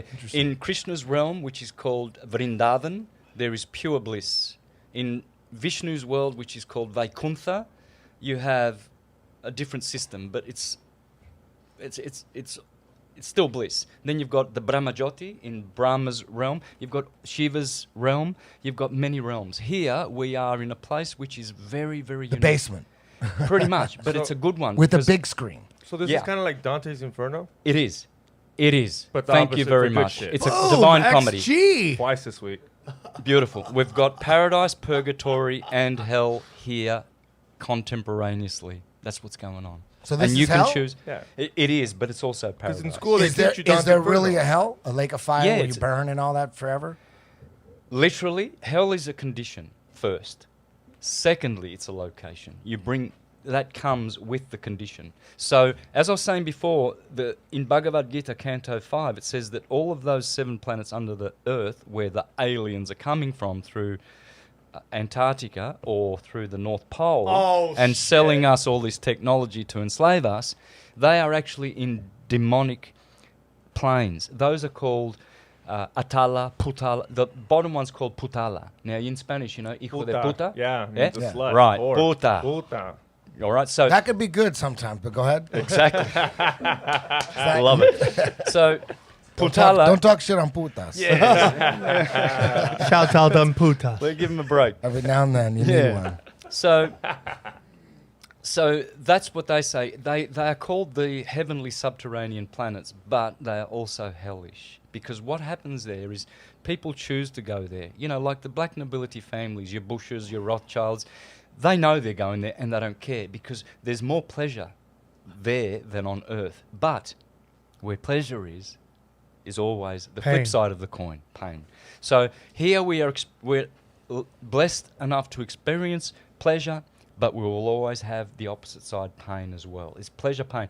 But it's less intense, the pleasure and the pain, than down there. Down there, they have much more intense pleasure and material riches, but they also have intense pain and anguish. And they've taken over this plane, the earth plane, the middle plane. It's like the bottom chakras have taken over the heart chakra. And think about it. This is the earth, which is the heart. It's green. Well, the earth's green. When you look up to the firmament, what colour is it? Blue. That's why when you look up from green, what's that colour? Red. Blue. Now, blue's Blue. down the bottom. Okay. Red bottom. So when you look down from the earth down to the Putala regions, what are you seeing? Red. Yellow, orange, and red. Red shift is hell. It's always down on a torso system. Red is always down the bottom. It's the long wave. It has low capacitance. A long wave has low capacitance. Short wave, blue, has a lot of capacitance. It's different in the spatial world. If you've got a big suitcase, you carry a lot of stuff in the airport. If Right. you've got a small suitcase, you can only carry your toothbrush and a few things. Light is different. This violet light here is the most high capacitance light. Red is the lowest capacitance. Red's not good? It's fear-based. It's So material. when someone says you're getting red pilled, is that not good? Well, it's not supposed to be. The blue pill is softer, isn't it? They're going to look after you with the blue pill. They're going to treat you nice. The red pill is harsh. You know everything. You don't, and they don't. It's not good to know everything. Yeah, you Or take that or- red pill. You live on a spaceship like the Matrix, and Mm-hmm. you eat slop and mush. Or take the blue pill. You get the steak. You get the Who is the black nobility? You mentioned them. They are these demons that have come and kind of taken over this plane, and they're controlling everything. Who, where? Like I believe that. the story of Jesus, whether he existed or not. We hear the story. Jesus walks into the market, sees the bankers are selling interest, knocks it over, says, hey, you can't do that. These bankers get the Romans to kill Jesus. They blame the Jews. And I think that's the story of today.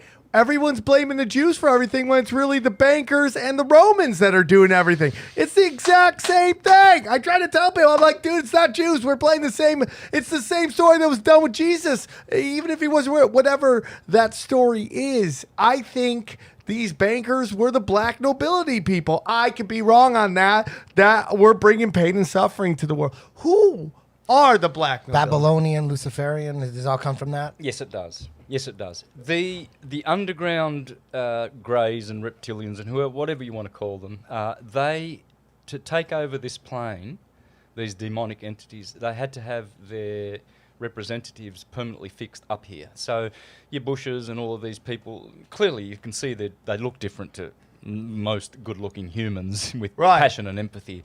They're cold-blooded. They've got reptilian eyes. They're sleazy. They're dirty souls. You can tell they're dirty, putrid, like demons.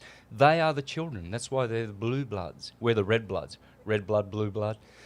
So they work with them. They have all the technology. They've hoarded it. They're controlling it, etc. The black nobility started what's called I fondi, the funds. In other words, they started like trust funds in Venice. That's where all the birth certificates are held. It has to be held on water. It can't be held on the land because law of the land trumps law of the water. All right? So what they did was they created Venice from Rome. They went to Venice, the black nobility, and they started... The black nobility doesn't mean that they... A lot of people think it's because the Phoenicians were black people. They were. The Canaanites were dark. It's not because of their skin color or anything like that. It's because of their black deeds. Because they operate on a very, very satanic system, which is the left-hand path, not the right-hand path. This is the path we're on. Truth, love, compassion for your fellow man, charity. That's the right side? That's the right side. Purity. This is the way you ascend back to heaven on Jacob's ladder. The left-hand path, which most of you Hollywood folks out the back here are following, all these Satanists with their child sacrifices and adrenochrome parties and what have you, they are on the left-hand path. Yeah, Isn't they're that going crazy down that to hell. They're on the left too, like literally? Yeah, Democrats, left. Whereas your Republican is more sort of conservative because they're trying to conserve... Where did the Bushes fall in that? Because they were always part of the Republican Party. Good point. I always got confused with that. Because why? Because both of them now have been co-opted, right? What they used to mean is not what they are now, okay? So conservatism is good when you're conserving something that's good. Yeah. Progressive is good too when you're progressing into something that's good and leaving behind some bad shit. Yeah. They're both good and they're both bad. Depends how they're manipulated. It's the issue. The black nobility have jumped into the puppet master and grabbed control of both hands. Red shift, blue shift. Republicans are red, Democrats are blue. Neither of them gives a shit about you. So that's what they're doing. Are they families? Are they the 13 families? Is the black nobility made up of the 13 families, or are they just a different group of people? No, it's always 13 families. The most powerful family here in the American shores who came over are the Collins family. Collins comes from Colon, Cristobal Colon, who is Columbus. Hence you've got the District of Columbia, the Knights of Columbia, Columbia Pictures, Columbia the country, British Columbia. Who owns that? Families. They own them. That's why they have their separate state laws, because it goes back to their separate trust funds that they created. District of Columbia, right? Yeah. Did you already say that? I said that one. Yeah, D.C. D.C. Now, D.C., is that not part of the United States, or is it its own? Because they always say they complain they can't vote in America, but that's done on purpose, right? That it's kind of like the City of London and the Vatican. It's its own sovereign thing. Am I wrong on that? Or is that the UN? It is. The Farnese family owns it, and the Orsini, and I think the Colonna, absolutely the Colonna family, which is Collins, the Collins family. They own it all. It's their property. Columbia is Columb, which is the dove, which is David, and the Star of David is Saturn, which is Kronos. So it's the district of Kronos. Replace Columbia with Kronos. It's the district of Satan and the satanic families who come from under the earth, from hell, to pollute our minds with all this perversity that's going on in the world, sexualizing little children so that they, can... But what happens when children get sexualized is that demon entities come through their portals, through their Taurus field, and occupy them and pervert them. And that's why, these deviates who are sexual deviates, they want more. They want adrenochrome. They want snuff films. We want pedophilia now. We're going to have rape little kids. We want bestiality. They're not stopping at just, a guy having some hardcore sex with a beautiful woman, which is soft porn, right? Now it is. Now it is. Right. So, but how do you get from soft porn or whatever, MTV, which is Masonic television designed to destroy and pervert children? It worked on me. Oh my God! It worked on me. It worked on me Dude. too. That's why they have the astronaut landing on the moon. They were just like putting it in your face. Oh, yeah. Oh man, MTV works great. Whoever came up with that fucking idea, Masonics, that motherfucker got a Freemasons. big raise. You And know what they're I all mean? telling you. Rockefeller said, "Dude, here's $2 trillion bonus." You know what I mean? MTV. And why did it go away? It worked so well. Why did it go away? Because it had its purpose. It's done. Now they've moved on. Now they're bringing LGBT freaking. No, they probably figured out because what killed music videos was reality TV. So they probably figured, fuck, reality TV is way better than music videos. But music videos work so well though too. Well, it's 'cause I mean, I it got me. I watch them. It's just on YouTube. I was chasing mansions and orgies my whole life. I want that. I wanted to be a rock star. I'm like, I gotta have that. Oh man, I wanted what Motley Crue had. Yes. That's what I wanted. It's because reality TV is a 30-minute show. A music video is 3 minutes, and then if you don't like that music video, what do you do? That's the problem. They have to keep changing it because the next music video, the next song sucks, and you change Yeah, I it. remember. How do we keep them longer? We got to 30 put that minutes. fucking New Jersey Shore on. Yep. Give them a season, a full season. So reality TV killed music videos. They probably realized this is way better, way better. Well, show them what to do. Mob Wives. I was down with Mob Wives, dude. I fucking love that show. And it was just nonsense. So the black nobility are the 13 original families created by the whole story is Anunnakis to control us. Yep. And who are the Anunnakis? Were gods that came down, created us to mine gold is what they say. or not the mine gold, or to That shit's not true. Think about this. I was so balls deep in the whole Anunnaki story and the 10th planet that I called my jujitsu system 10th planet. I was balls deep in that. And then every now and then I'd read a debunker and he would say, look at Zachariah Sitchin. Look at it where his office is at. It's in the Rockefeller building. He's a Rockefeller guy. There. And I'm like, shut the fuck up with that. You know what I mean? But then now when you look back at it, you're like, damn, that was just another Neil deGrasse Tyson, but a different department. So we'll take that. So these demons on these lower planes created these 13 families to represent them on this plane. Inseminated them, basically. That's why they say that they can't marry commoners and they have to keep their bloodlines pure. They inseminated them. Yeah, they got humans and just struck a deal with them, I guess. Is life on that plane anything we would recognize as life? I mean, does it look like life on this planet? Down below? Yeah, exactly. Yeah, pretty much. They've got mansions and, lakes. It's like Vegas, Super Vegas. Pretty much. But they don't look like, they're not as, good looking as we are. We're empathetic. We've got pure, beautiful beauty in our hearts. We're empathetic. We look after our brothers. They kill their brothers, and they're allowed to do that down there. Different laws. They can murder and plunder, and it doesn't matter. How do you get there physically? Do you North Pole? Bad deeds. Oh yeah. Oh sorry. Physically. Yeah, physically. Yeah. So there's a physical way. Are they trying to keep us from the North Pole? Yeah. For that very reason, because it's guarded, right? What you work. So out. you see these shows on Discovery and all that. We're here. We're at the North Pole. We made it. Oh my God, we made it. Then a helicopter picks them up, and they're all jumping up and down.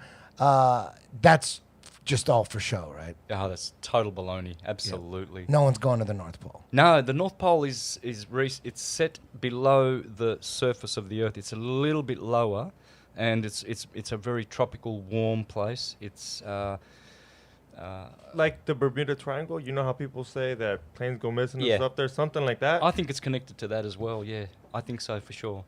Okay. So 100%. do you think like like the high level Rockefellers, like the ones that are like 102, do you think every now and then they take jets to the North Pole? Yeah, And well- like the elite are hanging out Dude, in the North Pole. They go straight under the Epstein's ground. plane flew there. Does Greenland have something to do with the elite and the North Pole? Is that like, why would, the people running this plane, like why wouldn't they have giant, territories where, like Greenland, where no one really goes to? It's all this land. How are they going to let that go to waste? Of course, they probably have like huge cities there where the elite can retire to. Maybe they fake, after a while when someone, gets caught doing enough shit, they probably tell them, listen, we got to fake your death and you got to go to Greenland. Well, the And live it out. Nazis. Right? Is that what's going on? Yes, it Yeah. is. That's Hold that. on. That's that island where Marilyn Monroe and all the famous people are supposedly there hiding out. Epstein's probably in Greenland. Right? Well, That's right. dude, his plane flew to Antarctica right after his death. There you go. What do you think's going on in Antarctica? I'd love to know, but there was a Tasmanian colleague of Admiral Byrd who was called Sir Captain George Hubert Wilkins, who logged in his logbook that he went past Antarctica 5,000 miles and found lands everywhere. Admiral Lands- Byrd said that too. He yes. said that on that one TV show in the 50s. Do you think, like, he was on that show, he's on TV, that TV station and show had to be controlled by, the Rockefellers. Like, why would they let him say that? Did they want him to say that for another reason? Like, is there another reason? Yeah, we had him say that because we wanted, like, why was he allowed to talk? Or did he do that, without permission, and then did they kill him? Like, what do you think? Like, he got on a TV show and started talking about land way past The wall. Yeah, where there was no ice and it was tropical and there was all these minerals and oil and coal and all this shit. Did they want him to say that for some weird reason, or did he fuck up by saying that? What do you think? Good question. I don't really know. I've pondered that many times. What I do see, though, is a very Freemasonic setup that it was. Just like the astronauts when they came back, and they had their first... Interview and nobody could get their stories right. Dude, and they were like so depressed. and they're looking at each other going, I hope this guy says something like, Yeah. I don't want to put... Yeah, those guys look depressed. Unbelievable. That was Freemasonic. So Clearly. I hate going back to because the black nobility is so. Okay, so hold on. interesting. Let me connect Freemasonry and all that satanic stuff with the black nobility. Like, how does that connect? What is the timeline? How does that connect? So Jesuits. I need to put some money in my Oh meter. shit. Here. Can we pause? Is it possible to pause, Johnny? I don't got to take a piss too. Let's pause. Let's all pause. Beautiful. And hold the thought. Let me just say this. So, the black nobility, which I believe is the power structure, black pope, power structure, okay? Jesuits. How does that all connect into Freemasonry? Are they just we have the Jesuits. They're just bodyguards, but I mean we got the Jesuits. Knights of the Templar. There's something with that, right? Mm-hmm. The Templar is huge, right? Templar is massive. Yep. So it all started in Venice. There was a war between Venice and Genova, the Genovese. Now this is before about 800 Babylonia. years ago. No, let's go back 800 years. Okay. 800 years ago, they started the Fondi. There was the Doge in Venice, and the families. I think there were 24 families that were allowed to rule that circle of. That's where they started doing this. They started ruling commerce from Venice, and the Genovese also. So there was a war between two papal families, the Orsini and the Colonna, which is the Collins family, the Columbus, who came to America. Yeah. And they came from Genoa. It's known that Christopher Columbus, if he was even a man, came from Genova, Genovese. And that's where blue jeans come from, because the Genovese were making jeans, denim, and the Americans just called them Genovese, and then it went down to jeans. Let's buy some denim jeans from Genova. So they were trading, and there was a war. And the Colonna family and the Orsini family were killing each other in Rome and trying to have papal power. Eventually, one pope turned up and made a papal bull and a decree that they should intermarry and make friends with each other. Ah. So the Vatican already existed at this point. Oh, yeah. Okay. Yep. What year did the Vatican get built? Do you know? I think it was in the 1500s, the modern day building, the structure of St. Peter's. Okay. But the whole concept is the Senate of Rome is now the Cardinals of Rome. Bam! Bang. And they didn't they assassinate Caesar? Were they the ones who were behind the assassination? Because he was a popular hero, JC, the ruler of our calendar, which we call Anno Domini, and most Christians think it's the other JC, Jesus Christ calendar. It's not. It's Julio calendar. It's the JC calendar, and Anno Domini, the Lord, Domini, was his son, Augustus. He was the Lord. He was the son of God.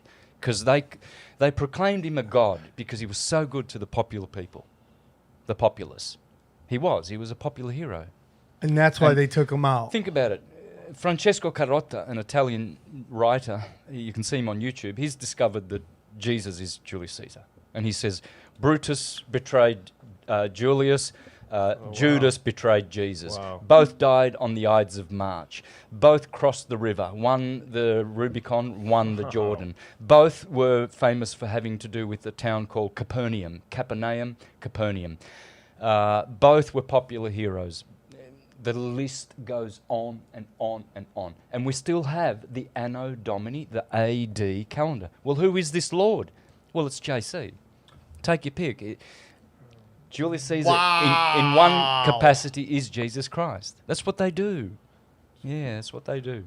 And so, what happened in the 1200s, around about the time of the Awakening and the Renaissance, was they started these funds, these trust funds, and they made a deal with each other, these satanic families, that they would put their money together and go and conquer all these Tartarian pre-existing peaceful civilizations like America, and put a new flag on there. It was just a corporate takeover. They didn't build all these massive ancient buildings in Los Angeles. They were already here. They've been here for thousands of years. Go downtown Los Angeles and New York and Utah, Salt Lake City and San Francisco. Those buildings were already there. They just co-opted them. Captain Cook went to Australia and put the Rothschild Windsor flag on the British Union Jack flag on the Aboriginal land. But they were already in their buildings in Sydney and Melbourne. They were already there. You're saying some of these buildings are thousands of years old. Tartarian. They were from Tartar. Even California was Tartarian? Oh, yeah, absolutely. Yeah, the whole world. I hear that like it's a new thing in truth seeking is the lost kingdom or kingdoms of Tartaria. Yeah. There's not that much information on them, but there's a lot of old maps. And I thought it was mostly in Russia.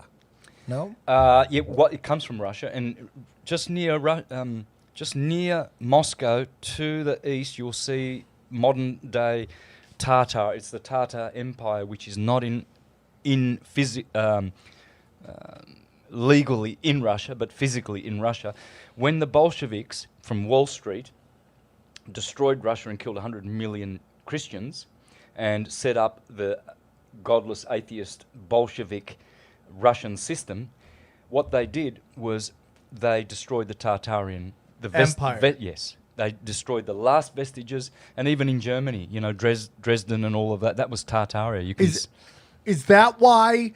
Like, I go, why is the international banking cabal, whether they're Jesuits or black nobility, whoever they are, why do they work so much with China, which is communism, but not with Russia, which is communism? And I think this goes back to, what is that country that everybody brings up that they're the Rothschilds are? Switzerland? Khazarians, and this war between like Russia and Khazarians, but this sounds like that even precedes that, Tataria and all that stuff. Maybe I'm wrong on that, but that there's this old war between this black nobility group and this Tataria. Yes. And that's why they don't get along with so much with Russia, because it represents an old empire, which nobody wants them to talk about. Exactly. They had to destroy America, Russia, and Germany. Why? Because they were just too advanced in Tartarian free energy, magnetism. Now we've got an electrical grid.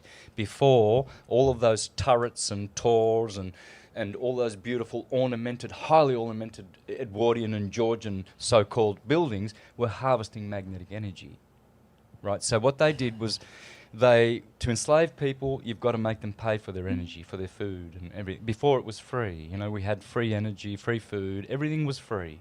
So what they did was they struck a deal with each other, let's do this, right? So the Colonna family, they went westward, and the Genovese and the Venetians, they went eastward. They controlled Turkey all the way to China. They sent people like Marco Polo out and, to do discovery and in all of those places. But what they did was controlled their ports. It was very important for them not to control the lands and everything. Like Rothschild said, I don't care who makes the laws, I want to control the purse strings, the money. The money. That's Venetian. They are Venetian. The Rothschilds come from the Orsini family. Roth means red in German, and the Orsini means red bear, little red bears. That's what Orsini means. The Grey Pope is Pepe Orsini. He trumps the black, he trumps the white Pope. The Grey Pope is Grey even Pope. higher than the black and the white Pope. The Orsini is the Maxima family. They are the maximum family. They are on top.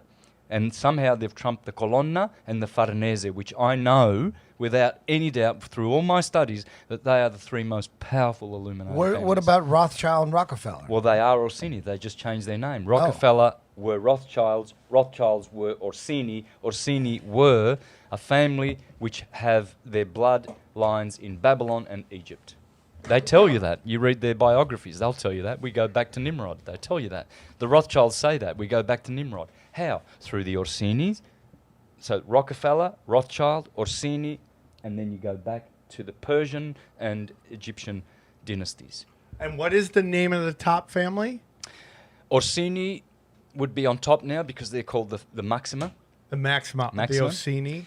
Then I would say under them would have to be the Collins, the Colonna, the Columbus families, or Enterprise. I think it's an enterprise. I don't think they're even really families. They're just it's the funds. It's the Venetian funds that they created. It's where all the money power is. And then the Farnese. Some people say the Farneses are the most powerful that have researched because they actually created the Tuscan Empire. They created the 12 founding cities of the Etruscan Empire, which the Romans supposedly destroyed. But the theory is that they went down to Rome and created that as well. Now, why do there's a lot of people out there that think the Jews own the media, the Jews run the world. Look at everybody's last name; it's a Jewish last name. Is that just to distract? Make a boogeyman? Yeah, is that what that is? Pretty much. Even though the Jewish Sanhedrin is struck a deal with the Jesuits, I believe. So the Jesuits they are the military arm of the Vatican, which is Catholic, and Catholic means universal, hence they're trying to claim that they are the universal Christendom base. So the Judaic base, which is the other monotheistic aberration, monstrosity, they are the Jewish Sanhedrin. They are like the cardinals of the Jews, and they are dark people. And I'm sure they're in cahoots with the Jesuits, who run everything. Top of the Jesuits. Everybody else comes under their command. They are the military. And who's the top again? One more time of the Jesuits? Orsini. The Orsini. The Pentagon is owned by the Farnese family, though. Oh my God! Somebody owns the Pentagon. Well, if you look at the mansion of the Farneses in Rome, it is a pentagon shape, and they wanted that shape for the Pentagon. So Which is a pentagram. Yes. Right? Which is satanic. It's a pentagon. A pentagram has spikes. The Pentagon has the spikes. But you could fit a off. pentagram inside the Pentagon. That's right. Yeah. Exactly. Good one. Yeah. And that's from the Farneses. The Colonna family, they own stuff like California, New York, the stock exchange. But the military, the Farnese really run. The Jesuits are the military. They run the U.S. military. Australia, where I come. CIA, Nazis. All of it. Catholics in action. CIA. Catholics Israel. in action. I mean, Israel founded by basically Khazarian Rothschilds. The Mossad, MI6. They're all ran by the Jesuits. Absolutely. And Have then to all be. the crime families They- are all Catholic based. They're ran by the Jesuits. So they're playing both sides of this ball. Absolutely, they do. They're masters at it. They have to. Otherwise, they get caught out. They have to run both sides. They're co-opting everything. You see these grassroots movements like Greenpeace, they start up, next thing you know, you see the corruption coming in. Does the black nobility run the Jesuits? Yes, yes. Some other families would be, when you look at the Vatican facade, you'll see the names of the families. Just pay attention. You'll see the family, the Borghese family, that's a big one. Every time you see the Pope photographed, look around in the room. Look around at the plain-clothed people. You will see Borgheses, Borgia family. The Borgias are the conquistadors that run all of South America. I would say the Borgias and the Farneses are more South America, where the Jesuits really run amok. Really. They struggle here. They killed Lincoln. Yeah. And he identified them. He says, those evil Jesuits, they will get me one day. They murdered all the rest. JFK, probably? Of course. Yeah. You think because JFK was a good guy, for real? Or was he just... I like to think he was. I hope so. I mean, Yeah. he did get his head blown off. That's a good sign. Well, those are also, like, 9/11 was just like the JFK assassination. That was like a show for everybody to know. You can't hide. Wherever you are and whoever you are, if we want you, we'll get you. They, as Abraham Lincoln said, and I think the other ones that were assassinated, who else have you got? You've got Garfield. Was he assassinated? Martin Luther King Jr. Yeah, well, anyway, the presidents. Yeah. It always turns out that they die on July the 4th and stuff like. They always said, watch out for the Jesuits and their poison. They're poisonous. They're daggers and all of their devices. They are masters in poisoning the cup, you know. And they poison these guys, these presidents. I think there's been about 10 that were assassinated that looked like, because they ended up in hospital and they died in hospital, but they were poisoned. And if you read their biographies, they will say, "Oh, I was poisoned." Check it out. Check all the presidents that were poisoned, because they had to rein this country in. There's too freedom-loving. You look at the American spirit still now. They're keeping their guns good on them. They're keeping their American... The real spirit of America is still here. I see it, because I come from Australia and I can see it clearly. I'm into conspiracies and truth and research, and I can see this is the best place in the world to be right now. Really? Here is where we're going to win. They won't beat the Americans. They will not. Man, We I have love our That guns. Second Amendment that's everything. that First Amendment and that Second Amendment, people are just, and this BDS thing, regardless of what you think, I think Israel's just a boogeyman. Hey, look at Israel's doing all this great. And it's all City of London, black nobility. They're doing it, and then they're making them pay the price. They've convinced these people that they're fighting over Holy Land, when it is Mesopotamia, so, you know, some of the earliest mankind came from there, but it's a land bridge that controls all the trade from Asia and Africa to Europe. And the best way to get people to fight for you is to convince them this is about God and a holy war, and they fight blindly. And you actually encourage craziness when you hear Israelis who I think have just been brainwashed. I mean, we're talking Israel is the size of LA down to San Diego.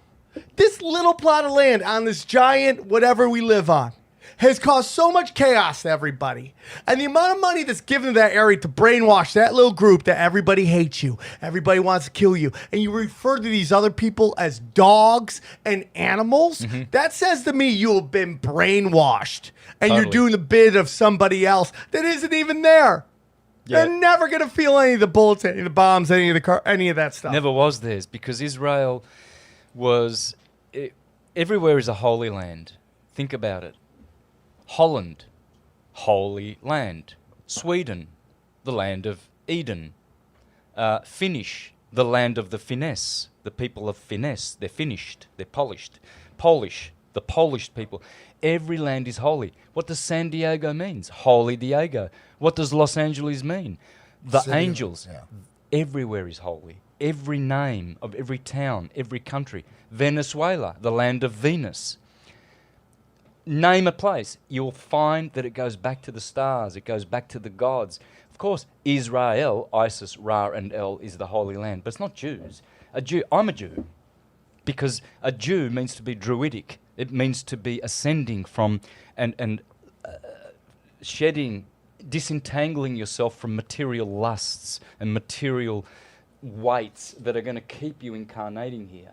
I personally, I want to know everything and I want to be all powerful, but I want to deserve it. You will never have your power restored unless you deserve it. So the more good works you do, the more powerful you will be. And there's something about, listen, man, when you help somebody, you feel something. There's like this battery charge that happens. You ever done that? You ever help somebody and all of a sudden this glow kind of happens to you? Mm-hmm. So I'm it's raining. You remember it was raining the other day? Yeah. And I go to this CVS. And for some reason, I don't know why, I buy 4 umbrellas. I'm like, why am I buying 4 umbrellas? But I buy the 4 umbrellas. I jump in my car, I'm driving. It's pouring. I look out. This Latino man is being forced to hold a sign that says 60% going out of business. And it's raining on him. And I'm like, holy shit, I got 4 umbrellas. I'm going to give this dude an umbrella. So I pull up, I give him the umbrella. And dude, as soon as I hand to, I feel this glow kind of come up through my body. And it happens every time you give somebody a couple bucks, you help hold somebody's door open for them. It's this weird kind of thing that like this system kind of energizes you and stuff. And when, you talk about, addiction and when like, this whole thing where like down on this realm, they're having all this like insane sex and all this stuff, but there's a lot of pain. Same thing. You go out and you use and abuse. It feels great that moment. Next day, you're paying a price. And it's unbelievable. If you would have took a video of that and then publicized it, people would have shamed you for it though. Why? Because, he's only doing it for the fame. But to me, I mean, even if you are doing it for it, doesn't matter. That guy got an umbrella and he got happy. Yeah. But you still will get shamed People for it are going to say whatever they want, but there's this moment where you help people. Yeah, and I watched the that video. something changes in you. Mm-hmm. And for sure. The opposite is with the psychopaths. They get that glow from hurting people. Yeah, hence, crazy, torturing right? little children and things like that. Why? Because they're not from source. We are from source. What does that mean? Well, if you get a projector and a screen and there's all these people on the screen, those people that are coloured in and everything, they come from the projector. They are from source. But if you now go in between that and you start like a putting shadow. you put your shadow in there, silhouette and everything, you don't come from the projector. You've inserted yourself. You're unnatural. You're not from source. That's what they are. Who inserts them? They've jumped in. Who insert the demons? The demons. From because underneath. they need our energy. They From don't the have underworld. souls. Think about it.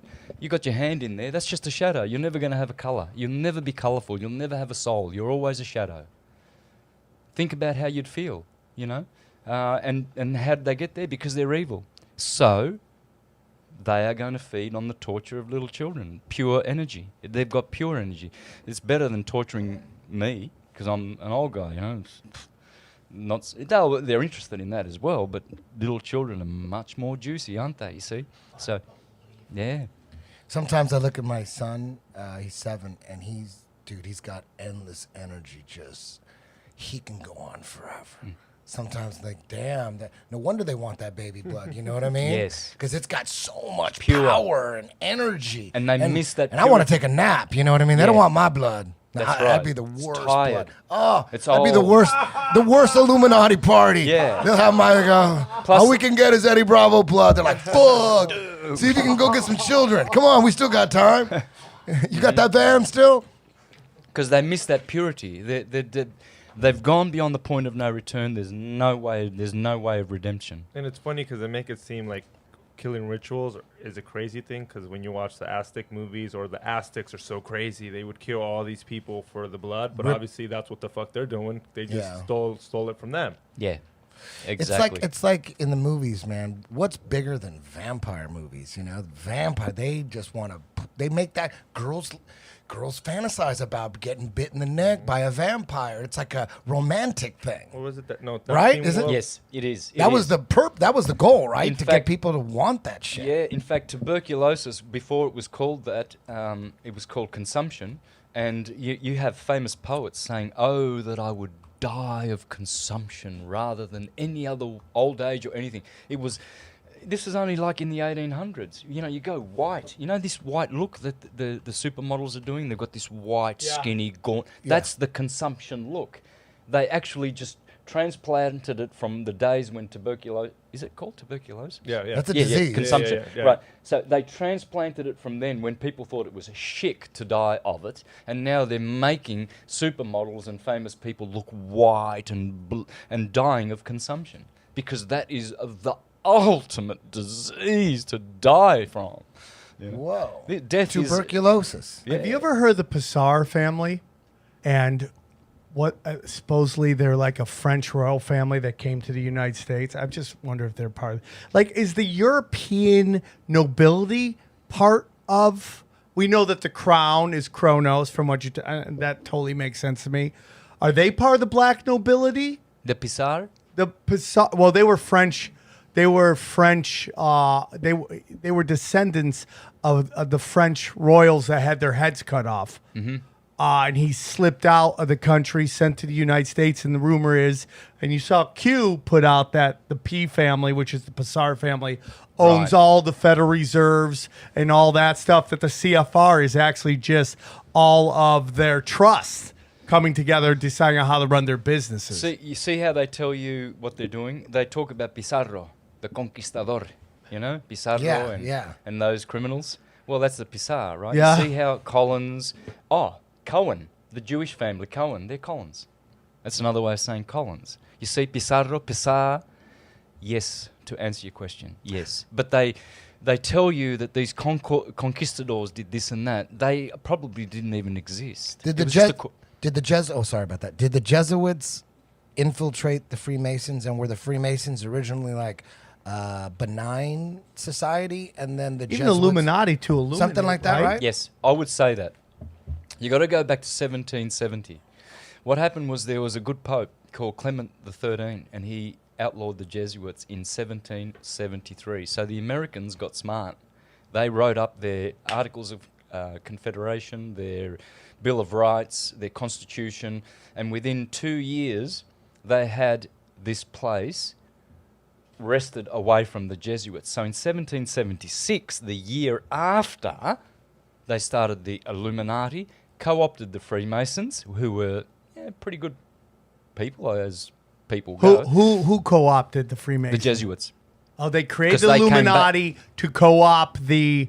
They were outlawed in every land. The Pope himself outlawed them in 1773. How did a guy with that mindset, how was he able to rise and become Pope? I know. Is it because most people are good? And because I never followed what's going on in D.C. or politics at all. I just thought they were all criminals. The Bushes for sure were criminals, for sure. Clintons for sure. Obama for sure. Never followed it. Like it was just to me nothing but bad guys running the country. But that can't be true. There has to be a lot of good guys. Like Trump. What's your thoughts on Trump? I used to support him at the start because I could see how much resistance there was against him, and I realised it was a military coup. It's a military coup what's going on in DC. You know that, don't you? Yeah. It's the good side of the military. There's some good crime bosses versus great satanic people in there pedophiles that want to wrest away the power from these neocons. You know, the Bushes and yeah. So you're familiar with Q? Yeah. And the plan, the Q plan? Yeah. And that's a real plan? I think so. I think so. I like to think so too. Yeah. But because now that I pay attention, I didn't give a fuck about Trump. Never paid attention to Trump. All I knew from Trump was he's some rich, arrogant dude. Mm-hmm. I didn't know if he had a good heart or anything.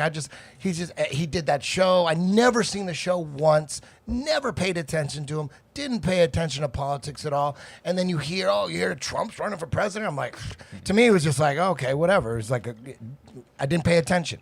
And then little by little, people would say, dude, he's so racist. And I just, by not paying attention to what's going on in D.C., because you don't trust the mainstream media, guess what? You will believe the mainstream media, because if you don't watch it and you don't pay attention, you're still going to get information from people. Yeah. So you think it's not coming from the mainstream, but what do you think they got it from? So it's better for the people, the evil people running the country. It's better that people don't pay attention to politics at all, because they know they're going to get you through like a third party or just from different people, your friends. They're gonna say some shit. So I didn't believe anything the mainstream media would say, right? But I did believe that Trump was racist, because someone would say, "Dude, Trump said some crazy. You hear what Trump said? He's racist." I'm like, I believed it, and I didn't pay attention. And after a while, once he won the Republican nominee,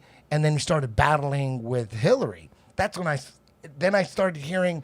Then I started hearing everyone was against him. Yes. Then I started paying attention. I go, okay. And I said, okay, first thing was like, okay, what is he saying that's so racist? Like, oh, he hates Mexicans. I go, let me see, what did he say? And then you find out Mexicans hate Donald Trump because of what CNN was putting out in the mainstream media. He was talking about MS-13, how they're animals and they're criminals, and he's going to send them back. Well, then CNN goes, guess what Trump said about Mexicans? And then they cut right to him saying they're animals and they're criminals. So Mexicans lost their fucking mind. And once I realized the trick, I go, dude, CNN just pulled a trick on Mexicans. Building. I'm Mexican. I was born here, but my grandparents and my mom was born in Mexico. My dad was born in Mexico. My dad snuck across the border, got a green card, was working the fields and construction and cutting grass and all that shit. Got his green card. He did all that shit. He never got anything free. We never got anything free. My grandfather worked for everything. We didn't expect anything free. To sneak across the border and get mad because you're not getting free shit, that's retarded, man. That's retarded. But do they want free shit, or is that what the media, is that what this group of people are trying to tell everybody? Whether they do or not makes no difference in what I'm saying. I'm just saying, if you sneak across the border, good luck. Good luck. If you're a good person and you want to work and start a new life and feed your family, a land of opportunity, I'm fucking with that. I'd be the biggest hypocrite in the world if I said I wasn't. But to say that building a wall is racist, to building borders is racist, like obviously there's a lot of criminals and a lot of crime coming through open borders. So you have to do something. You have to do something to, if you're going to come, either sneak across and do the right thing and work, or do it the legal way and sign up and all that.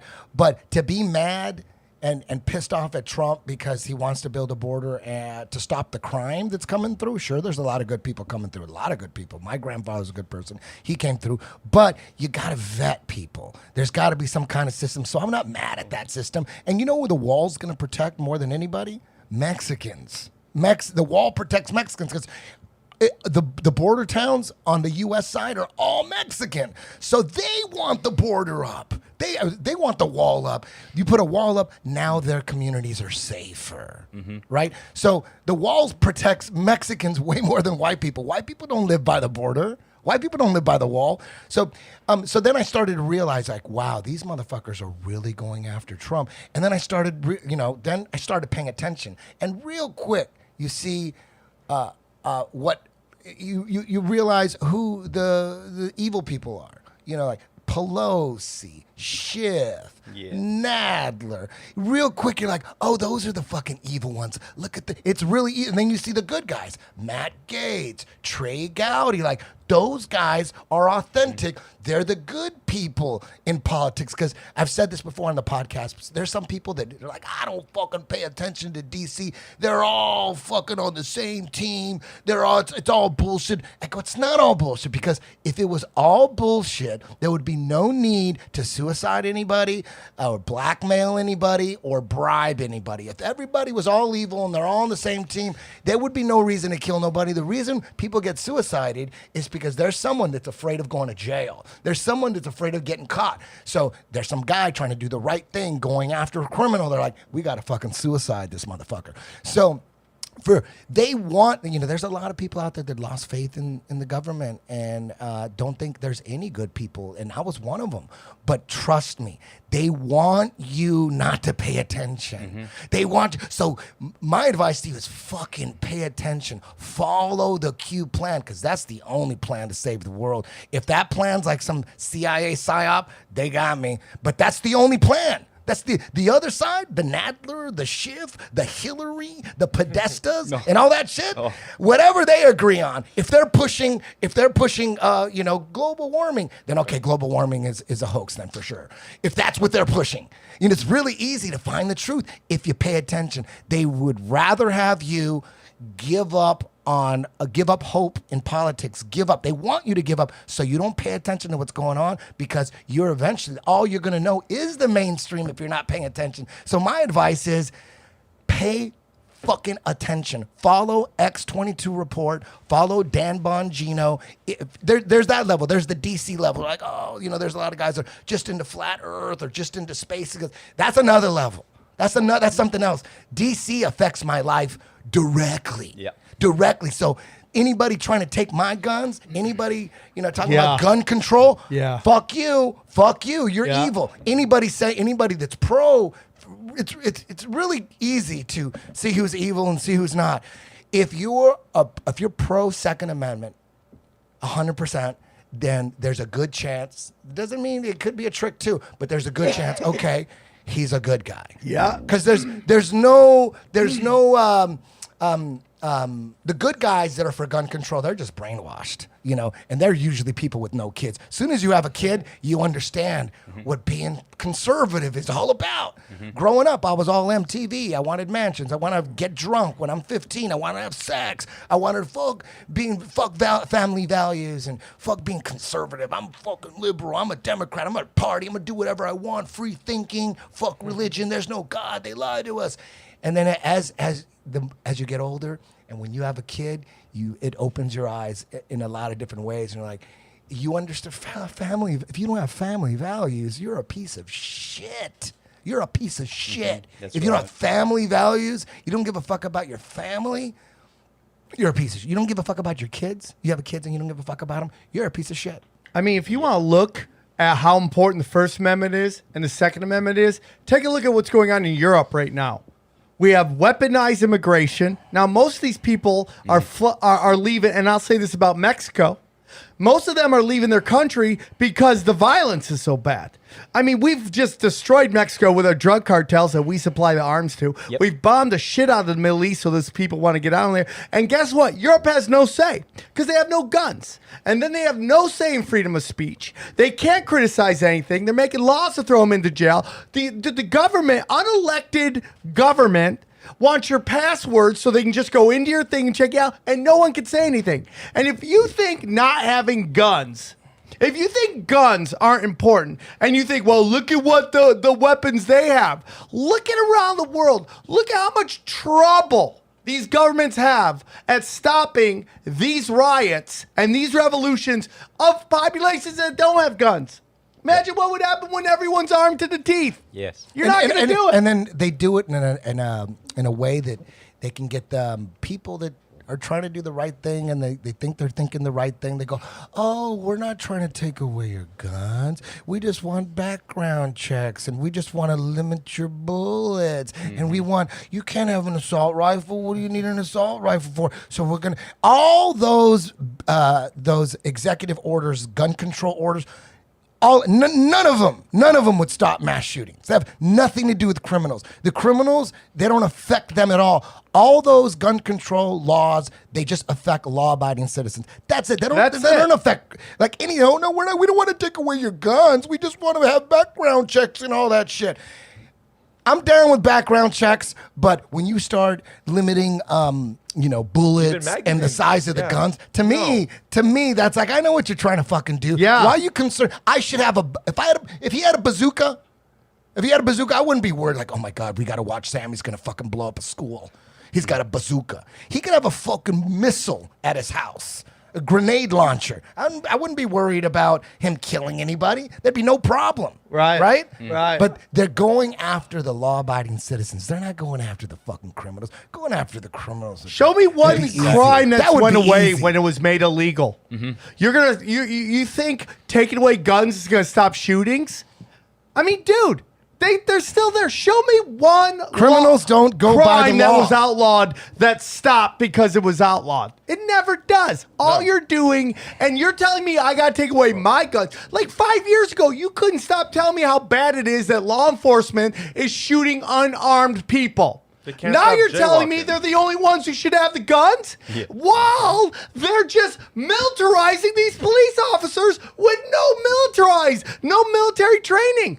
Yeah. And you're giving them bazookas, and Yeah. you want me to have a pea shooter? Yeah. Anybody that's for gun control, I can't even listen to you. I can't even talk You're to you. talking I can't crazy. even talk to you. Don't like, oh, we're not trying to take away your guns. We just don't want you to have so many bullets in the magazine. Shut the Look fuck at up the with that history of shit. this country. Study Black Wall Street. The government sent in people to shoot up everybody, dropping bombs on it. Black Wall Street was 9/11. It was the same thing. They just keep running the same play over and over again, man. I want to move to the states that, like Missouri, for instance. Yeah. I could be wrong, but Missouri passed a law that said you can't even debate gun laws. Like you don't Woohoo, even. I'm don't going even, there. Yeah, Missouri. Like, going there. And like that's where I want to live. I'm Yeah, thinking, for sure. and they have a law that says we can't even discuss. Don't this even shit. talk about it. Yeah, we that's need the a militia dumbest- spirit. We need Yeah. that back. Not, Yeah. not a standing military, which is condemned in the Constitution. We want warriors, not soldiers. We want militia, not mercenaries. Sold The to militia- die. That's what soldiers are. Absolutely. Sold to die. I Yeah. mean, we see these video of U.S. military trying to go to Syria and the Syrian army, and they're literally face to face, like a dance video where two gangs are gonna have a dance off. Yeah. And Syria's like, you're not coming in. Why are our sons and daughters forced into those situations to go after people who've done nothing to us, dude? We have allowed the black nobility, the Jesuits, the international banking cabal to turn our sons and daughters into stormtroopers for the international banking cabal. Yep. And that one Ben, who's the little midget Ben guy who's always like, that's always on Rogan, talking about my God. how Ben Israel, what Ben Shapiro, about how they're we're not sending U.S. troops to die for Israel. First of all, it's not Israel. It's the international banking cabal. And his answer was they joined freely. That's not answering it. When was the last time we sent somebody in to actually go after somebody who attacked us? It hasn't. It's been forever. Yes. We're defending banking interests. Absolutely. Enough. The black Enough. nobility. Bring the kids home. Man, this has been a great episode. It's Valentine's Day, Hey, so... And before we go, I want to explain how this podcast got together. The only I heard Santos Bonacci a couple years ago, 2-3 years ago, when I was first going balls deep into flat Earth and was just trying to get as much information as possible. And the one thing that I use, even to this day, I probably even used it on this podcast. This analogy. There's so many proofs that we're on a flat surface. There's so much. There's so many. Eric Dubé has like 200 proofs. He said he could do 200 more. There's so many. It goes on and on. But he had one that was it's like you just came up with it too, and it was awesome because according to mainstream science, there's four motions. We're spinning at the equator. The Earth is spinning 1,000 miles an hour. The Earth is going around the sun at like 60,000 miles an hour or something like that. 60, it's 65, 66, something like that. And then the sun is going around the center of the Milky Way at like 600,000 miles an hour, some shit like that. And then the whole entire Milky Way is shooting through the universe, shooting through space 1,000,000 miles an hour. So that's 4 different motions. That's like being on some kind like a Ferris wheel that's spinning, but that's spinning this way. Yeah, and then yeah, going yeah, out. yeah, yeah. You know what I mean? And when you look at time-lapse photography roller of coaster. the stars, you look at time-lapse photography of the stars, there's only one motion. It's just all the stars are going around Polaris. And he said, why can't we detect 4 motions? There should be, especially at the incredible speeds that they claim we're going. right? Exactly. So I use Good that. one. That's a great. That's the one you came up with that. Mm-hmm. And then and man, I've listened to there's so many awesome, brilliant people out there like David Weiss and Dave Murphy and Nathan Oakley, Nathan Thompson. Mm-hmm. There's so many good guys out there. Shit, they're incredible. We had David Weiss on this podcast. And then just the other day, like 3 or 4 days ago, I'm teaching class, and a couple of I guess you're just your Men in friends. Black show up. David and Kevin. Yeah, David and Organizers for the event. yes, the organizers for the event that you're doing this Sunday. They came up to me and they said, "Hey, man, Santos Bonacci wants to have you on his podcast," and I was like, "What am I going to add to like?" What am I going to say? I would ask you the questions. You know what I mean? I don't know shit. I listen to guys like you, David Weiss, Eric Dubé. Nathan Oakley is my fucking favorite right now. I love Nathan Oakley. Yeah, me too. He demolishes people. Absolutely. Oh, man. And Thompson, Nathan Thompson. Yeah, Nathan Thompson. Nathan Oakley, 1980.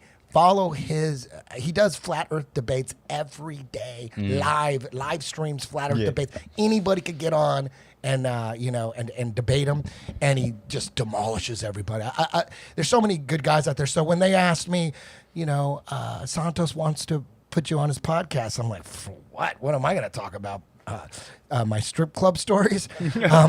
So I said, why don't we have Santos Bonacci on the Tinfoil Hat podcast? Why don't we do that instead? And we'll just pick his brain because I have no knowledge.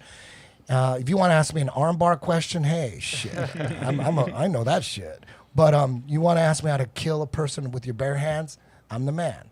All right. But so that's how this all came about. But I was shocked that you wanted me on your podcast. Like, for what? Like, I get all my knowledge from guys like you. Yeah, beautiful. Well, I'm glad it turned out like this because I'm in here for a week and I've been watching all of your podcasts, Tinfoil Hat and yours, and I saw you 2 years ago or so tell Joe Rogan on his show, research these guys, and one of them was my name. You said Santos Bonacci, so I thought, good on you, Eddie. I like that guy. And I always listen to you, man. Did your channel blow up or what? No, it's in numbers. Yeah. Yeah. From that, did you get that JRE effect? Yeah, dude. He's got an effect. You helped. Yeah, you got an effect Absolutely, on man. this show. For sure. Thank you. And I listen to you. I have to tell you this. What? You are an intelligent, real good truther with a good heart, man. Well, thank you. Very intelligent. And everything you say is like the cream of the conversation. Even when you were talking just before about how things work, So I got to pay appreciate back that. some due respect. I'm listening to your show. You've got great people on. Yeah. And just the fact that you'll challenge these truths like the most despicable thing, the flat earth, you get so ridiculed. He's got like 3.5 more months until he's admits it. I don't know. You might have got me today, dude. I just got to be honest with you. I just don't know if I was thinking about this when I was grabbing water. Like, I don't know if I have to start following your stuff and like the videos because I don't know if I'm intelligent enough to articulate what you just told us today. I got to be like, I understand there's 7 realms and what these all. And it's just going to take time. But I'm there. I'm going to announce it. You know what would be great? I'm there. I was thinking about this earlier. I'm into the flat realms. You know, it would be easy to make just the best flat Earth documentary ever. Just you, Nathan Oakley, just an interview and just, soundbite, but just going popping back and forth. You, Eric Dubé, Nathan Oakley, Nathan Thompson, David Weiss, all the best guys. Just boom. Because you guys, when I talk about flat Earth, I sound like a moron. I don't convert anybody because they're like, this dumb motherfucker got tattoos, smokes weed all the time. Used to be a strip club DJ for 10 years. The fuck does he know? I don't convert anybody to flat Earth ever. But it's guys like you. You're so Dude, well spoken. Just ultra articulate, and so I think we need like the ultimate documentary with the top. Get them all, put them all together, and do a high, good lighting, good camera work, high level, boom, and you do. It would probably have to be like a 6, 7, 8 part series because to get it all like in 2 hours, like all your shit, and it would take forever. You know, it'd have to be carefully organized and put together. But I think that would be just amazing. Wonderful. I agree. I agree. We could. Well, it's out there now. This podcast is going to go to the right ears, and the people We're gonna get that out can and- do it. Let me ask you something. Obviously, you're well read, and it doesn't sound like you just started doing research. But obviously, there's brilliant people all over the world. They just haven't spent any time dissecting all the this space science. They just haven't. They're super smart people, and if they looked at space like a detective, and didn't trust anything coming from mainstream information. My question, anyways, is what year and what made you think like, oh shit, they're probably lying about what we're on? Like, when was that? When did you have that flat Earth realization? What was it? 2014, early on in the piece, people were sending me videos of the early videos on flat Earth. And who were the first ones on? Was Eric Dubé the first one on YouTube? I think they were. I think he was the Mark first one, right? They were the first ones, yeah. And the guys were making good arguments. How is it that cannonball can shoot a cannonball up and then it falls straight back into the cannon if the Earth is moving and things like that. Oh yeah. And aeroplanes flying from Los Angeles to Paris, 8-hour trip, going in reverse, 8-hour trip. I thought about that, and I'm thinking, wow, how can I ever disprove that? But I've had 4 years prior to that moment of teaching using the Ptolemaic stationary astrological model, but explaining it with heliocentric Copernican explanations.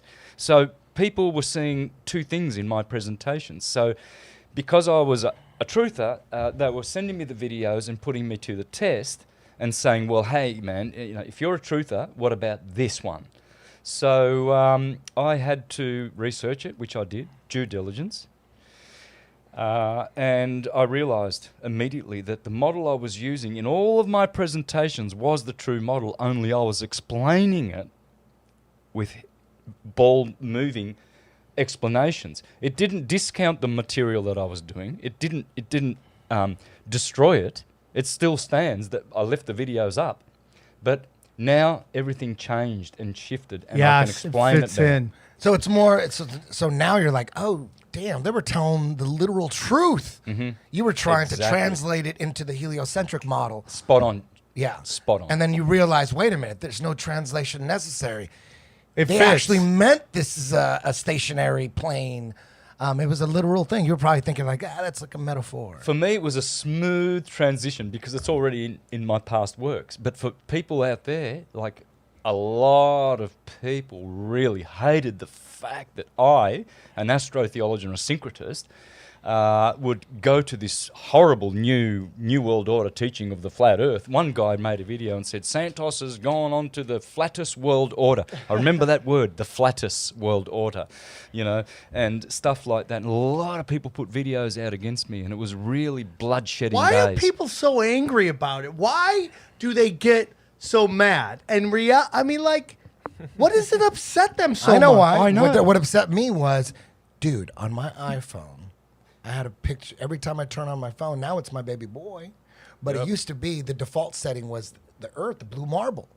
So the first guy that brought it up to me was a guy named Manny. He's one of my students, and he was a total truther, just like me. We talk about a lot of shit. Then he would say, dude, you ever look into flat Earth? And at that moment, I wanted to break his sternum with my fist. I just wanted to punch a hole through his chest. And I thought I lost a soldier. I thought like, dude, you better not ever bring that shit. I go, my phone has I look at Earth every fucking day multiple times. So shut the fuck up about that. I'm looking at a picture. And then another guy, Ernest, guy goes, hey, you ever look into flat Earth? Another student. What year was that? Like 2015, 16, something like Okay. that. And then Ernest, another student, he said, you ever look into flat Earth? I'm like, fuck, dude. I'm losing, dude. I go, I got to have a vetting procedure here to get. Too many crazy people are entering my class. I got to cut them off, and I was really angry. So then we battled. Like, I'm going to prove it once and for all. He goes, do you think that picture on the phone? Do you think that's a real picture? Go online and see if that's a real. So I went on. I went to before I went online and went to Google and put pictures of Earth from space. I heard that argument before. I heard like, dude, just go put pictures of Earth from space. But it was just like in the back of my head. So once I began, my quest to prove the Earth was a ball, that was the first thing I went to. Pictures of Earth from space. And I thought, look at all these pictures going to come up. Earth going to be round, going to be a ball. So when they all popped up, I looked at it and said, everything was like NASA.gov, NASA. And I was already a believer that the moon landings were hoaxed. And I knew we couldn't trust NASA. But I had no idea. I thought NASA was about the moon and that's it. I didn't know NASA controlled all space information. I didn't know that. But once I figured that out, I go, wait a minute. These pictures are all coming from NASA, the same company that faked, or the same agency that faked the moon missions. Like, we got a problem here. I didn't know it was all NASA. I thought NASA was just the moon. That's all. They just fucked with the moon. That was their responsibility. I didn't know space was their responsibility. And I'm like, right away that night, I'm like, oh no, we got a problem here. We got a problem here. Houston? All these pictures are coming from NASA? Mm-hmm. Ooh. And then real quick, I'm like, they do look cartoony. And then they admit it. You look into it, it goes, oh, these are composites. And then they admit it. They admit that they're not real pictures. I thought, oh, fucking shit. And they go, but we do have a real picture. We do have one. And we took it when we were on the moon. I'm like, oh my God, you have none. That means you have none. They say, oh, we have one. That's the one from the moon. I'm like, dude, you have none then. How about that video when the picture goes and it keeps playing out and they turn on the lights and it's just basically, they said it was Earth, but it was just through like the glass on the deck. It wasn't even a real picture. Oh yeah, they were trying to make it look like they were like 200,000 miles or halfway to the moon, so they had to make the Earth look small. Yeah. In real life, they were probably just 50,000 feet in the air or something like that. They're probably high altitude airplane or something like that, where they're looking out the window and you could see, because like all those fake ass pictures from the International Space Station, it's the same thing. It's always that same look. Those clouds, they look like you look like you're on a regular airplane. I'm on a plane every weekend, and those clouds they look exactly the same. They're not that big. If you were really like, what they say, 250 miles up or whatever in the International Space Station, those clouds would be fucking microscopic. Mm-hmm. But they're fucking big, and you could just tell they put a little curve, and then put like a little arms, like a little solar panel on the side. Here. Every picture got a little solar panel on the side, so that you know that you're on the International Space Station. They all got the same shit, and it's the same, and it's the same little curve. And there's no. Dude, the International Space Station is the funniest one. There's no video of them fucking putting it up there. There's no video of them constructing it. Yeah. Even that astronaut that was on Joe Rogan's podcast last week. Yeah. Joe goes, they go, oh, the astronaut goes, yeah, when I first went on the International Space Station, they didn't have what was the gondola? What's it called? There's a name for the window. It's like 5 different windows. It's the gondola or something like that. They got a name for it. Because when I first went up there, they didn't have it, but then they had it the second time I went up. And then Joe goes, they built that shit? How did they do that? And then he's like, yeah, we just we just have a little module. They just put another module and like you built that shit up there. There's no video of dragging that thing up and it's just floating there. Oh, we're just floating. We're just fucking floating. Nobody's falling. You're just floating up there. There's no video of the construction. Get the fuck out of here with that. That's ridiculous. Let me ask you something. This is, and then the laws of physics I felt were created to make it so you couldn't understand anything past what they wanted you to know. Exactly. So they create these laws, and they're like, if anything doesn't fall under these laws of physics, it's not possible. And then all these people, these scientists, ran with it. And to me, it's like there's tons of things that don't fit into the laws of physics that I think exist. But because you're telling me these, it's basically set the framing.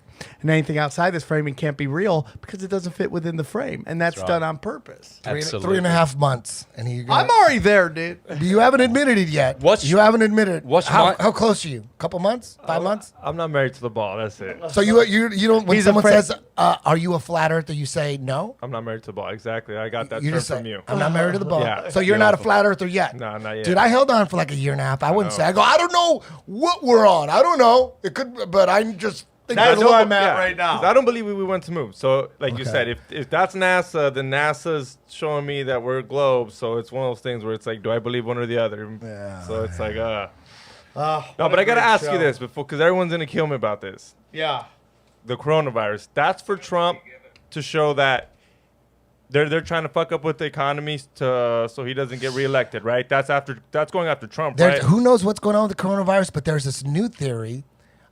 Someone from like a where we go one we go all, one of the definitely a Q guy said, I don't know if this is true or not, but there is no coronavirus. The people that are getting fucked up and they're getting sick from 5G. Because that's the first city where they rolled out 5G. There you go. And the 5G is what gets you. Sure. So they say, fuck it, it's a coronavirus. So the virus is a distraction when it's actually 5G. Johnny said they cured it in like 3 hours. Well, yeah.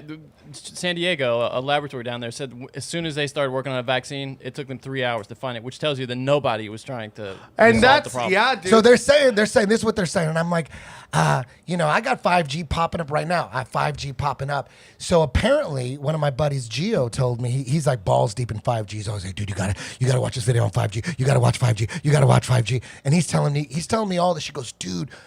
I go, but 5G sucks. When my phone says 5G, I know I'm not gonna be able to. Exactly. So that's what Gio told. What is no, it's not real 5G on AT&T, is it? Yeah. So I'm saying 5G sucks. All this hype on 5G. I know when it says 5G, I know I can't stream anything. I know that 5G sucks. They're lying about it. Yeah. So Gio said 5G isn't rolled out yet. They want everyone to believe that they're on 5G, but it hasn't been rolled out yet. Once they roll 5G out, that's when people are going to start dropping. AT&T actually got I don't know. sued for misrepresenting what they have. It's 5G, and they're still doing it. They're like, fuck everybody, we're calling it 5G. It's not, though. So they're still putting the T-Mobile, infrastructure, too. though, but right? check this out. With the whole coronavirus thing, this is the scariest thing. Not just that it maybe, if that theory is true, that there is no coronavirus and it's all 5G fucking people up, and it's giving them flu-like symptoms and all that from all the radiation or 5G radiation. That's bad enough. But think about this. All they have to do is just fake some virus here, and they could shut cities down, and they force martial law. Medical martial law, dude. Medical martial law. You don't think the deep state there's so many guys about to go to fucking prison. So many motherfuckers going to prison. That's why they're trying to stop Trump, because Trump is busting them all out. We gotta do an episode on it. Trump is busting all the scams out. There's all these scams been going on for decades. All these scams get their son working in an energy company in Ukraine. They get $50K a month. Yeah. We'll send $1 billion in aid. You put $500 million back in my foundation as a donation. Boom, we all get paid on tax money. So you don't think if you're them, Schiff, Nancy Pelosi's son doing the same thing, Biden, you don't think they want a coronavirus type situation up in here? That would save their ass. Because 9/11 saved those motherfuckers who were stealing Oh, the yeah, the $6 trillion? $2.3 trillion that Donald Rumsfeld talked about. They were about to go in and investigate. Next day, 9/11, no investigations. So if we have like this fucking national pandemic, even if it's fake, then it doesn't have to be real. It doesn't even have to be real. Yeah. You could just say, okay, anybody that has a cold has a virus, and they just start quarantining people. You got to stay at home. You don't want to get sick. They put all these. They're watching TV and they have all this fake shit that they're filming. People dying, people getting dragged out of the house, so they stay in. They're scaring everybody. People dying. They're cremating bodies and all that shit. What do? They lock everybody down, and anybody they want to arrest, they just go to their house and just drag them out. Oh, he got a virus. Mm-hmm.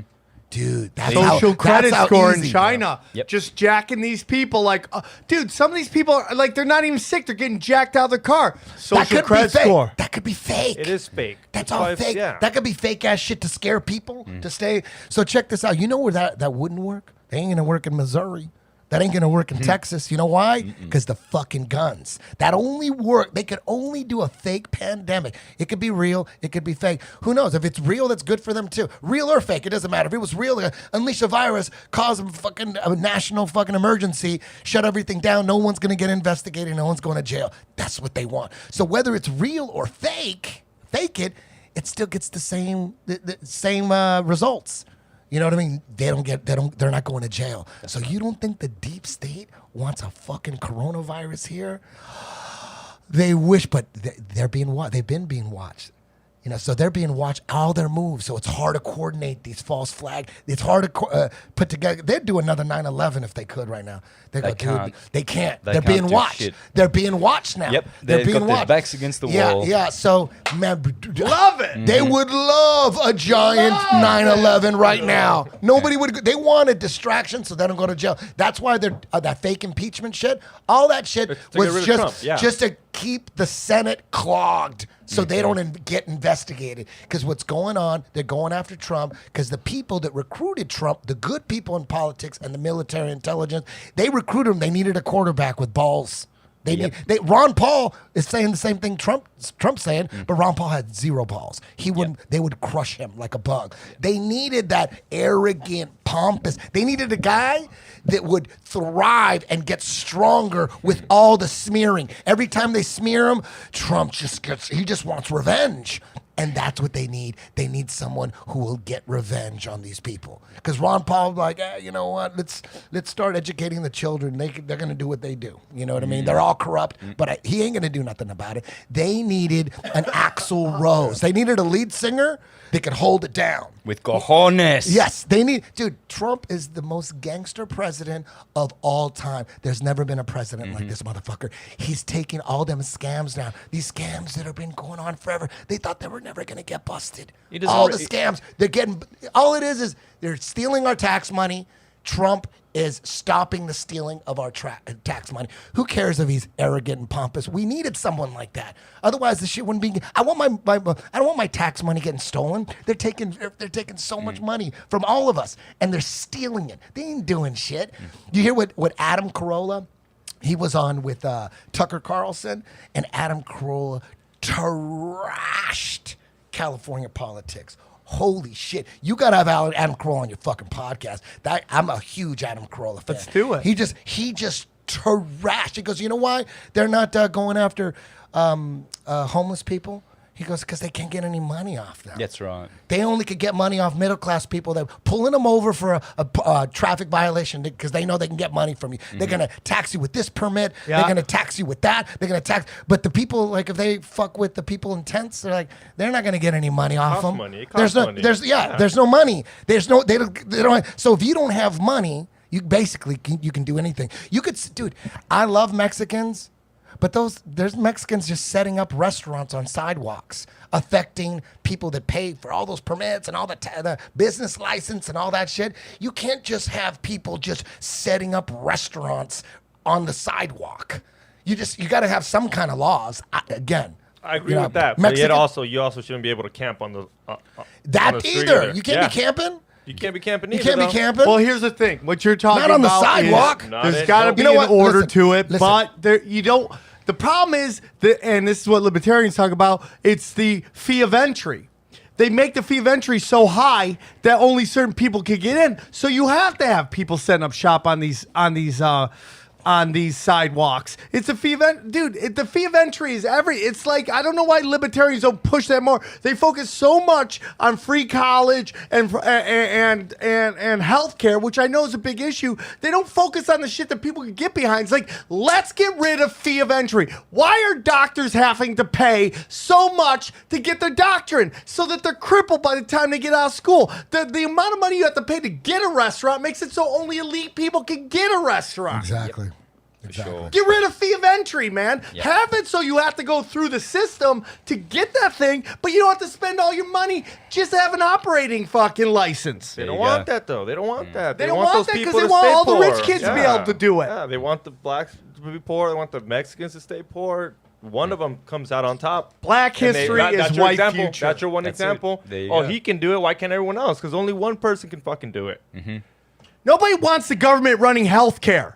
But we have a system that there's no checks or balances. These guys can charge out their assholes how much they want because they've corrupted the government to make it so they can't challenge them. So what's the system? It's not free market, man. There's no free market healthcare. There's nobody going, oh, dude, that's $100,000 for that. Come over here. It's $500. It's the same. There's no market. Cell phones and hamburgers are free market. I can get a $16 hamburger. I can get a $1 hamburger. There's no free market in healthcare. Stop telling me about the free market. Stop telling me that the free market's going to work it out. It's completely collusion. Mm-hmm.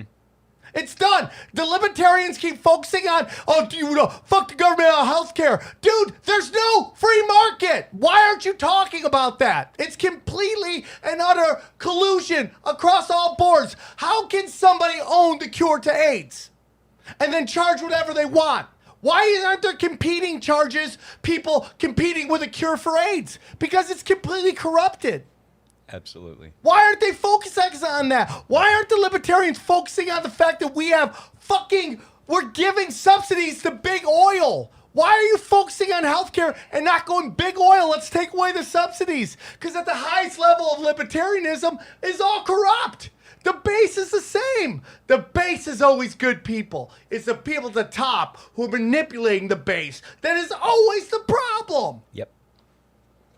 Don't join groups. Be your own individual. Absolutely. That's what the presentation on Sunday is what all is about. it? Tell them about Self-empowerment. You don't need churches. You don't need all these institutions. Individual power, freedom, individual freedom. Get back your power. How you do that is with knowledge. Knowledge is the door. What I'm doing is basing everything on knowledge which is provable, verifiable, repeatable, and easy to access. It's not like, oh, this is a secret. I'm telling you where I'm getting my information. I'm quoting all the resources. I'm doing all of that. I'm showing how I'm presenting a model which is unconventional but happens to explain everything and syncretize everything, whereas quantum physicists can't do it. No one else can do it. But this model that I'm teaching explains everything. It gives you the power back. I'm coming, through knowledge. I have to work out some with my baby's mamas Please and her do. mother. I'm going to You'll give love them the it. credit card, say tomorrow, go do whatever you want, light that credit card up. Sunday I have to come to this thing and hear what you have to say. You will find that it'll be the best knowledge you've ever acquired. Eddie? It will set you... I have a baseball tournament. My son's got a baseball tournament all weekend, but... it'll be online, don't worry. I love you both so much. I've learned so much today. In these last 3 hours, I'm like, shit.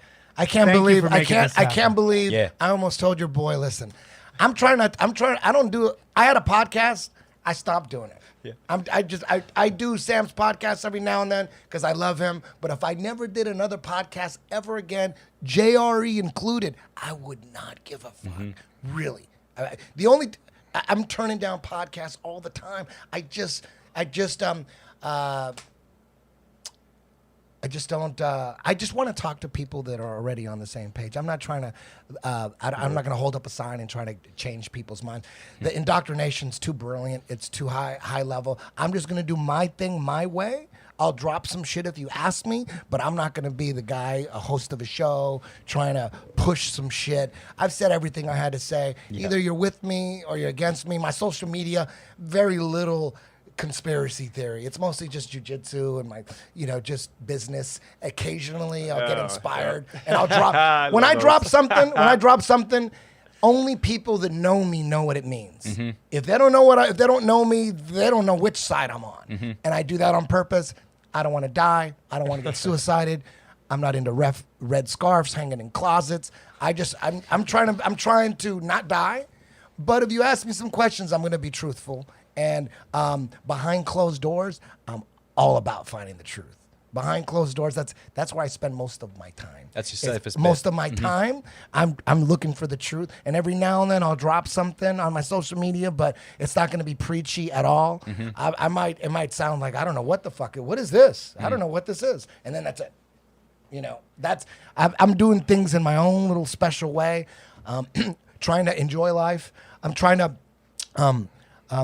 maybe this life is supposed to have evil, and that's what it is. Is how do you navigate through the evil, or which way you're gonna go? It's like a video game, maybe. So I try to enjoy it. Like I'll blue pill on the weekends when I'm with my son. We're gonna go watch those Disney cartoons at the movies. We're just gonna fucking do it. I see all the space they're programming him with, and I'm like hoping I'll red pill him when he's like 16 or something. But I weekends I'm blue pilling. I'll have a fucking vodka and soda, double vodka, some. We do tinfoil hat comedy. It's tinfoil hat comedy, just so that people just don't expect us to be too preachy. Most of the time, we're telling dick jokes. And I'm good pussy at jokes. it. You know what I mean? But every now and then, the reason why we do tinfoil hat comedy is because every now and then we will dip into some like a conspiracy joke a little bit, and everybody will be on the same page and they'll get it. So if you do comedy in front of a mixed bag where half the people think Hillary Clinton is a good person, some jokes ain't gonna work, and you could die a horrible death. Oh, that will kill you. I learned that real quick. The first couple shows he put me on. And I noticed, like, man, this is like at the Comedy Store, you could have a mixed bag. It could be half, Hillary is a good person and they're brainwashed, and then half the people might be, or maybe 20% might be on my frequency. So then I asked him, I'm like, why don't we just do it like a tinfoil hat comedy shows? And that's what we've been doing. We've been going all over the country, and everybody that shows up is on the same page. They're expecting we're going to talk about 9/11 and some shit. We talk about pussies and dicks. Yeah, nice. We do a Q&A at the end so they get their fix. Yeah. Can you tell us where they can find all your stuff? So, because I know I'm going to start listening and checking out all your stuff. Can you tell us where they can find all your stuff? Okay, YouTube channel is Mr. Astrotheology, one word, MR, Mr. Astrotheology. And for you, Sam, I would say check out my best flat Earth video. I don't like using flat Earth, actually. I've renamed it Plain Earth. Plane. Well, So it's it's a plane. planet. Is it realms? That's my question. Yeah, it's a Are realm. there 7 realms? Yeah. Is Yep. that it? How many realms total? 7 below, 7 above. The 7 14 above are the 7 planets we know, visible planets. They are the realms above. 7 below, 7 man, above. you changed my Like the mind. 7 chakras. Okay. So, plane, interesting, planet, yeah. Plain Earth is scientific, globe Earth is not. I think this is the best plain Earth video watch it. you'll ever see on my channel. Just scroll down in the videos. Can you send me a link to that one? Yeah, send us a You got link. my number, right? Send me I a would link to like that a link. video. I wanna watch it. I want to hear it on the way home. Eddie Bravo, thank you for making Thank this you. happen. Thanks, You're- Eddie. Hey, I we got love some you dates. so Say our much. dates again. Okay. April 11th, we're doing 2 shows at the Rec Room, stand-up show, comedy night at 7 p.m. And then Anomaly will be joining us live on stage for a live podcast. Huntington Beach, OC. Should be a lot of Mexicans there. Then May 1st, Spokane at the Spokane Comedy Club. May 2nd in Tacoma at the Tacoma Comedy Club. I think that's another 420 show. Yep. Last time we sold that out. And then Chicago, May 9th at the Den Theater. All right, sir. Wow. Thank you so much. I appreciate it. I appreciate both you guys. All you guys in the room spending your Valentine's Day with us. I know your girlfriends are probably getting mad, but this is, to me, a paradigm-shifting show. You answered a lot of questions. You brought up new questions, and I look forward to doing the research and trying to find my own answers. You, sir, are a G. Santos Bonacci. You changed my life, and I appreciate you. What is the name of the religion you said you study? Real quick, and then we're going to go. All of them. Okay. I do comparative studies, so What's I'm a all the way syncretist. yeah. Syncretize means to syncretize every field of human knowledge in your head easily. All languages, all systems of learning, they are all one. I'm in, brother. You're the best. Guys, thank you, Johnny. Thank you, XG. Thank you to the guys in the back. You guys did a great job holding cameras for 3 hours. You guys are G's. You must have love. Good luck. I will see you Sunday. I'm going to make that happen, and I hope to see everybody there. Take care. Guys, I love you very much. Hey, it's a nice studio, Eddie. It's a nice studio. You guys are great. Take care. Thank you. Open your mind. Drink from the fountain of knowledge. There's lizard people everywhere. That's some interdimensional shit.